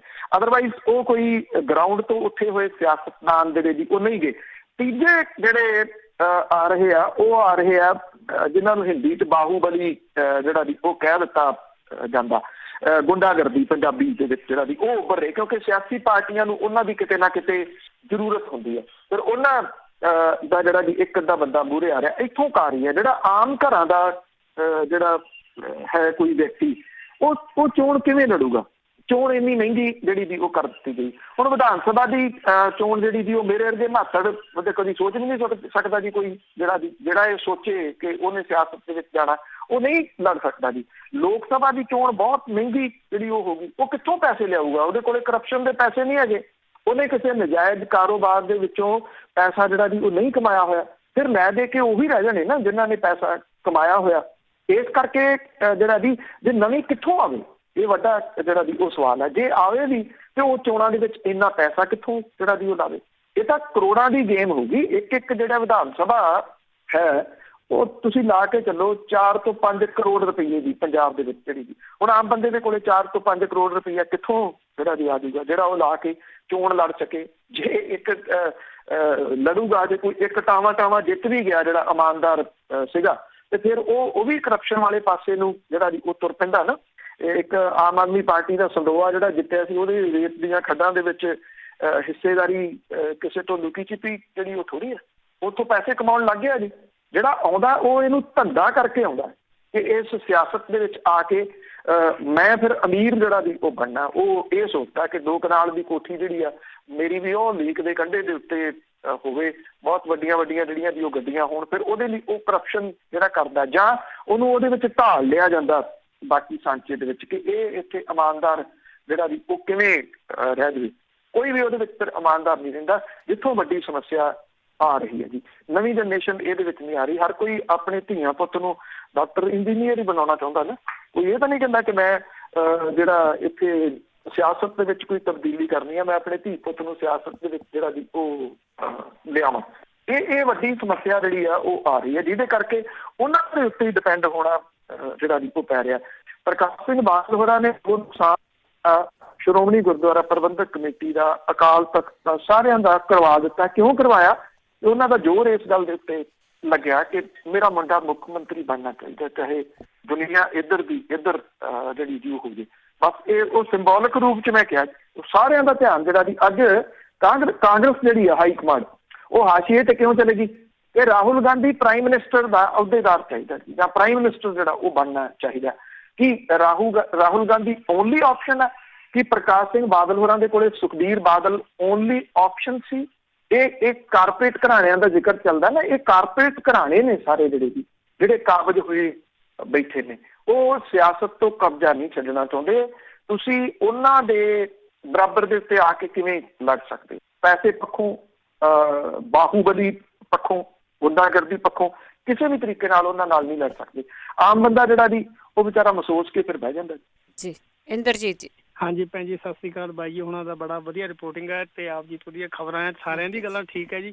ਜਿਹਦੇ ਵਿੱਚ ਹੈ ਕਿ ਪੰਜਾਬੀ ਜਾਂ ਕੋਈ ਬੰਦਾ ਹੈ ਆਪਦਾ ਉਹ ਹੱਕ ਤੋਂ ਵੱਧ ਖਾਣਾ ਚਾਹੁੰਦਾ, ਉਹ ਜਿੰਨੀ ਕੁ ਲੋੜ ਆ ਉਹਨੂੰ ਓਨੀ ਕੁ ਨਹੀਂ ਖਾਂਦਾ ਗਾ ਜਿੰਨੇ ਕੁ ਨਾਲ ਮੇਰਾ ਸਰ ਸਕਦਾ ਹੈ। ਮੇਰੇ ਕੋਲ 2 ਬੋਤਲਾਂ ਪਾਣੀ ਦੀਆਂ ਤੇ ਮੈਂ ਅੱਧੀ ਬੋਤਲਾਂ ਸਾਰਿਆਂ ਨੂੰ ਵੰਡ ਕੇ 4 ਜਣਾਂ 'ਚ ਵੰਡ ਕੇ ਅਸੀਂ ਰਲ ਕੇ ਪੀ ਲਈਏ, ਸਾਰਿਆਂ ਦੀ ਪਿਆਸ ਬੁੱਝ ਜੇ, ਸਾਰਿਆਂ ਦਾ ਮਸਲਾ ਹੱਲ ਹੋ ਜੇ। ਤੇ ਜੇ ਮੈਂ 4 ਬੋਤਲਾਂ ਤੇ ਕਬਜ਼ਾ ਕਰਕੇ ਬਹਿ ਜਾ ਪਾਣੀ ਦੀ, ਤੇ ਜੇ ਮੈਂ ਇੱਕ ਦਿਨ ਮਾੜਾ ਜਿਹਾ ਚੂੰ ਕਰਦਾ ਤੇ ਮੈਂ ਉਹਨੂੰ ਥੋੜਾ ਜਿਹਾ ਦੇ ਦੇਵਾਂ, ਬਾਕੀ ਦੋਵਾਂ ਨੂੰ ਦੇਵਾਂ ਹੀ ਨਾ, ਤੇ ਉਹ ਬਾਈ ਜੀ ਫਿਰ ਜਿਹਨਾਂ ਦੇ ਸੂਤ ਆ ਜਾਂਦਾ ਉਹ ਬੋਲਦੇ ਨਹੀਂਗੇ। ਤੇ ਚਾਹੇ ਹੁਣ ਪ੍ਰਕਾਸ਼ ਸਿੰਘ ਬਾਦਲ ਦੇ ਵੇਲੇ ਦੀ ਨਹਿਰ ਸੀਗੀ ਉਹ ਹਮੇਸ਼ਾ ਚੱਲਦੀ ਰਹਿੰਦੀ ਸੀ, ਬਾਕੀ ਨਹਿਰਾਂ ਭਾਵੇਂ ਸੁੱਕੀਆਂ ਹੋ ਜਾਣ ਉਹ ਨਹਿਰ ਨਹੀਂ ਸੀ ਸੁੱਕਦੀ ਗੀ। ਤੇ ਉਹਦੇ ਜਿਹੜੇ ਪੈਂਦੇ ਜ਼ਿਮੀਂਦਾਰ ਉਹ ਕਦੇ ਨਹੀਂ ਸੀ ਬੋਲਦੇ ਵੀ ਸਾਡਾ ਹੱਕ। ਪਰ ਜਦੋਂ ਉਹਨੂੰ ਪਤਾ ਲੱਗਿਆ ਬਾਦਲ ਦਾ ਅਸਲੀ ਚਿਹਰਾ, ਫਿਰ ਉਹ ਬੋਲਣ ਲੱਗੇ ਆ। ਉੱਥੇ ਚਾਹੀਦਾ ਏਦਾਂ ਹੀ ਆ, ਘੱਟੋ ਘੱਟ ਮੈਨੂੰ ਜਿੰਨਾ ਮੇਰਾ ਹੱਕ ਬਣਦਾ ਮੈਂ ਹੱਕ ਤੋਂ ਵੱਧ ਨਹੀਂ ਲੈਣਾ, ਮੇਰਾ ਇੰਨਾ ਕੁ ਮੇਰਾ ਰਾਈਟ ਬਣਦਾ, ਉਸ ਤੋਂ ਵੱਧ ਨਾ ਲਵਾਂ। ਜੇ ਸਾਡੀ ਮਨ ਦੇ ਵਿੱਚ ਇਹੀ ਚੀਜ਼ ਆ ਜਾਏ ਤਾਂ ਮਸਲੇ ਹੱਲ ਹੋ ਜਾਣਗੇ, ਤੇ ਨਹੀਂ ਤਾਂ ਨਹੀਂ। Thank you. ਦੇਖੋ, ਜਦੋਂ ਗੱਲ ਚੱਲਦੀ ਹੈ ਨਾ ਕਿ ਲੀਡਰਸ਼ਿਪ ਦੀ, ਤੇ ਲੀਡਰ ਤਾਂ ਗੁਰੂ ਗ੍ਰੰਥ ਸਾਹਿਬ ਹੈ, ਜੇ ਉਹਦੇ ਵਿੱਚੋਂ ਸੇਧ ਜਿਹੜੀ ਜੀ ਉਹ ਲੈਣੀ ਹੋਵੇ, ਹੱਕ ਪਰਾਇਆ ਨਾਨਕ ਉਸ ਸੂਰ ਉਸ ਗਾਏ। ਗੱਲ ਤਾਂ ਹਰ ਚੀਜ਼ ਦਾ ਜਵਾਬ ਪਿਆ ਹੋਇਆ ਜੀ। ਜਿਹੜਾ ਪਰਾਇਆ ਹੱਕ ਹੈ ਉਹਨੂੰ ਜਿਹੜਾ ਦੱਬਣਾ, ਇਹ ਤਾਂ ਬਿਲਕੁਲ ਹੀ ਉਲਟ ਸਭ ਕੁਝ ਜਿਹੜਾ ਉਹ ਛੱਡ ਗਿਆ ਨਾ। ਇੱਥੇ ਹੀ ਤਾਂ ਕਹਾਣੀ ਜਿਹੜੀ ਜੀ ਉਹ ਖੜੀ ਹੈ, ਇੱਥੇ ਹੀ ਕਹਾਣੀ ਜਿਹੜੀ ਉਹ ਅਟਕੀ ਹੋਈ ਆ। ਤੇ ਤੁਹਾਨੂੰ ਕਿੰਨੀ ਜਿਹੜੀ ਉਹ ਜ਼ਰੂਰਤ ਹੈ ਉਹ ਤੁਸੀਂ ਰੱਖ ਸਕੋ। ਇਹ ਓਵਰਆਲ ਵਰਤਾਰਾ, ਮੈਂ ਪੰਜਾਬ ਦੀ ਇਕੱਲੇ ਦੀ ਗੱਲ ਨਹੀਂ ਕਰ ਰਿਹਾ, ਪੰਜਾਬੀਆਂ ਦੇ ਸੁਭਾਅ ਦੇ ਵਿੱਚ ਤੁਸੀਂ ਜਿਹੜਾ ਵੀ ਉਹ ਕਹਿ ਲਓ। ਕੈਨੇਡਾ ਦੀ ਸਿਆਸਤ ਦੇ ਵਿੱਚ ਪੰਜਾਬੀ ਬੜੇ ਉੱਭਰੇ ਨੇ, ਪਰ ਕਿਹੋ ਜਿਹਾ ਕੁਛ ਜਿਹੜਾ ਵੀ ਉਹ ਚੱਲਦਾ, ਲੰਮੀਆਂ ਚੌੜੀਆਂ ਗੱਲਾਂ ਨੇ, ਤੁਸੀਂ ਸਭ ਜਿਹੜਾ ਵੀ ਉਹ ਜਾਣਦੇ ਹੋ ਕਿਸ ਤਰੀਕੇ ਦੇ ਨਾਲ ਜਿਹੜਾ ਵੀ ਉਹ ਚੱਲਦਾ। ਇਹ ਪਤਾ ਨਹੀਂ ਜਿਹੜੀ ਹੈ ਜੀ ਇਹ ਕਿਹੋ ਜਿਹੀ ਹੋੜ ਲੱਗੀ ਹੋਈ ਆ। ਗੱਲ ਇਹ ਨਾ, ਜੇ ਇੱਥੇ ਤੁਸੀਂ ਸਬਰ ਸੰਤੋਖ ਜਿਹੜੀਆਂ ਮੁੱਢਲੀਆਂ ਅਸੂਲ ਨੇ ਜਿਹੜੇ ਉਹਨਾਂ ਦੇ ਉੱਤੇ ਕਰ ਲਿਆ ਕਿ ਹਾਂ ਠੀਕ ਆ, ਮੇਰੇ ਕੋਲੇ ਰੋਟੀ ਪਾਣੀ ਜੋਗੇ ਜਿਹੜੇ ਵੀ ਉਹ ਹੋ ਗਏ, ਸਿਰ ਦੇ ਉੱਤੇ ਛੱਤ ਹੈ, ਬੱਚੇ ਵਿੱਦਿਆ ਜਿਹੜੀ ਵੀ ਉਹ ਲੈ ਰਹੇ ਨੇ ਜਾਂ ਪੜ੍ਹ ਲਿਖ ਗਏ। ਹੋਰ ਕੀ ਜਿਹੜਾ ਵੀ ਉਹ ਚਾਹੀਦਾ। ਸਮਾਂ ਤਾਂ ਮੁੱਕਦੀ ਨਹੀਂ, ਸਮਾਂ ਤਾਂ ਮੁੱਕ ਹੀ ਨਹੀਂ ਸਕਦੀ ਜੀ। ਉਹ ਤੁਸੀਂ ਕਾਰਪੋਰੇਟ ਘਰਾਣਿਆਂ ਨੂੰ ਦੇਖ ਲਓ, ਕਾਰਪੋਰੇਟ ਪਰਿਵਾਰਾਂ ਨੂੰ ਦੇਖ ਲਓ, ਉਹ ਮੁੱਕਣ ਦਿੰਦੇ ਆ ਜੀ। ਉਹ ਹਰੇਕ ਦਾ ਜਿਹੜਾ ਜੀ ਉਹ ਖਾ ਜਾਣਾ ਚਾਹੁੰਦੇ ਆ ਕਿ ਸਾਰਾ ਜੋ ਕੁਛ ਹੈਗਾ ਉਹ ਸਾਡਾ। ਇੱਥੋਂ ਹੀ ਤਾਂ ਕਹਾਣੀ ਜਿਹੜੀ ਵੀ ਉਹ ਵਿਗੜ ਰਹੀ ਹੈ। ਹੁਣ ਹਾਂ ਇੰਨਾ ਜ਼ਰੂਰ ਹੈ ਕਿ ਭਵਿੱਖ ਕਿਹੋ ਜਿਹਾ ਹੋਊਗਾ ਇਹ ਸੋਚਣ ਵਾਲੀ ਗੱਲ ਹੈ ਕਿ ਜਦੋਂ ਇਹ ਸਾਰਾ ਕੁਝ ਇਹਨਾਂ ਦੇ ਆ ਜਾਊਗਾ ਜੀ। ਕੱਲ ਅੱਧੀ ਰਾਤ ਤੋਂ ਲਖਨਊ ਵਾਲਾ ਜਿਹੜਾ ਏਅਰਪੋਰਟ ਹੈ ਉਹ ਅਡਾਨੀ ਦੇ ਕੋਲੇ ਚਲੇ ਗਿਆ ਜੀ 50 ਸਾਲਾਂ ਲਈ। ਇਹ 6ਵਾਂ ਏਅਰਪੋਰਟ ਹੈ ਭਾਰਤ ਦਾ ਵੱਡਾ ਜਿਹੜਾ ਕਿ ਅਡਾਨੀ ਗਰੁੱਪ ਦੇ ਕੋਲੇ ਚਲੇ ਗਿਆ। ਉਹਨਾਂ ਨੂੰ ਇੱਥੇ ਖੇਤੀ ਦੇ ਉੱਤੇ ਲਿਆ ਕੇ ਵੀ ਕਬਜ਼ਾ ਜਿਹੜਾ ਪੰਜਾਬ ਦੇ ਵਿੱਚ ਕਰਵਾਇਆ ਜਾ ਰਿਹਾ ਨਾ, ਜਿੱਥੋਂ ਸਾਰਾ ਕੁਝ ਜਿਹੜਾ ਵੀ ਉਹ ਚੱਲਦਾ, ਉਹਨਾਂ ਪਰਿਵਾਰਾਂ ਦੇ ਕੋਲੇ ਹੀ ਸਾਰਾ ਕੁਝ ਜਦੋਂ ਚਲੇ ਜਾਊਗਾ, ਫਿਰ ਕਿਹੋ ਜਿਹਾ ਅਸੀਂ ਸਮਾਜ ਜਿਹੜਾ ਜੀ ਉਹ ਸਿਰਜ ਰਹੇ ਹੋਵਾਂਗੇ, ਜਿਹਦੇ ਵਿੱਚੋਂ ਜਿਹੜੀ ਬਾਇੰਗ ਪਾਵਰ ਹੈ ਜਿਹਦੇ ਕੋਲੇ ਮਿਡਲ ਕਲਾਸ ਦੇ ਕੋਲੇ, ਉਹ ਹੌਲੀ ਹੌਲੀ ਜਿਹੜੀ ਜੀ ਉਹ ਖਤਮ ਹੋਊਗੀ। ਇਹ ਕਾਰਪੋਰੇਟ ਘਰਾਣੇ ਵੀ ਬਹੁਤ ਲੰਬਾ ਸਮਾਂ ਤੱਕ ਨਹੀਂ ਜਿਹੜਾ ਜੀ ਉਹ ਚੱਲ ਸਕਣਗੇ, ਕਿਉਂਕਿ ਇਹਦੇ ਵਿੱਚੋਂ ਜਿਹੜੀਆਂ ਮੁਸ਼ਕਲਾਂ ਪੈਦਾ ਹੋਣਗੀਆਂ ਨਾ, ਜਿਹੜੀ ਗਰੀਬੀ ਆ ਰਹੀ ਆ, ਉਹ ਚਿਤਵੀਆਂ ਨਹੀਂ ਇਹਨਾਂ ਲੋਕਾਂ ਦੇ ਚ ਜੀ। ਬਹੁਤ ਬਹੁਤ ਧੰਨਵਾਦ ਬਲਤੇਜ ਪੰਨੂ ਜੀ। ਮਿਹਰਬਾਨੀ ਜੀ, ਧੰਨਵਾਦ ਜੀ, ਸਤਿ ਸ਼੍ਰੀ ਅਕਾਲ। ਸਤਿ ਸ਼੍ਰੀ ਅਕਾਲ ਜੀ। ਤੇ ਸਰੋਤੇ ਸਨ ਬਲਤੇਜ ਪੰਨੂ ਸਾਡੇ ਨਾਲ ਜੁੜਦੇ ਨੇ, ਕਰਦੇ ਨੇ ਖਬਰਾਂ। ਇਸੇ ਦੇ ਨਾਲ ਸਾਡਾ ਅੱਜ ਦਾ ਬੁਲੇਟਿਨ ਇੱਥੇ ਸਮਾਪਤ। ਬਲਵਿੰਦਰ ਕੌਰ ਵੱਲੋਂ ਆਪ ਸਭ ਨੂੰ ਪਿਆਰ ਭਰੀ ਸਤਿ ਸ਼੍ਰੀ ਅਕਾਲ।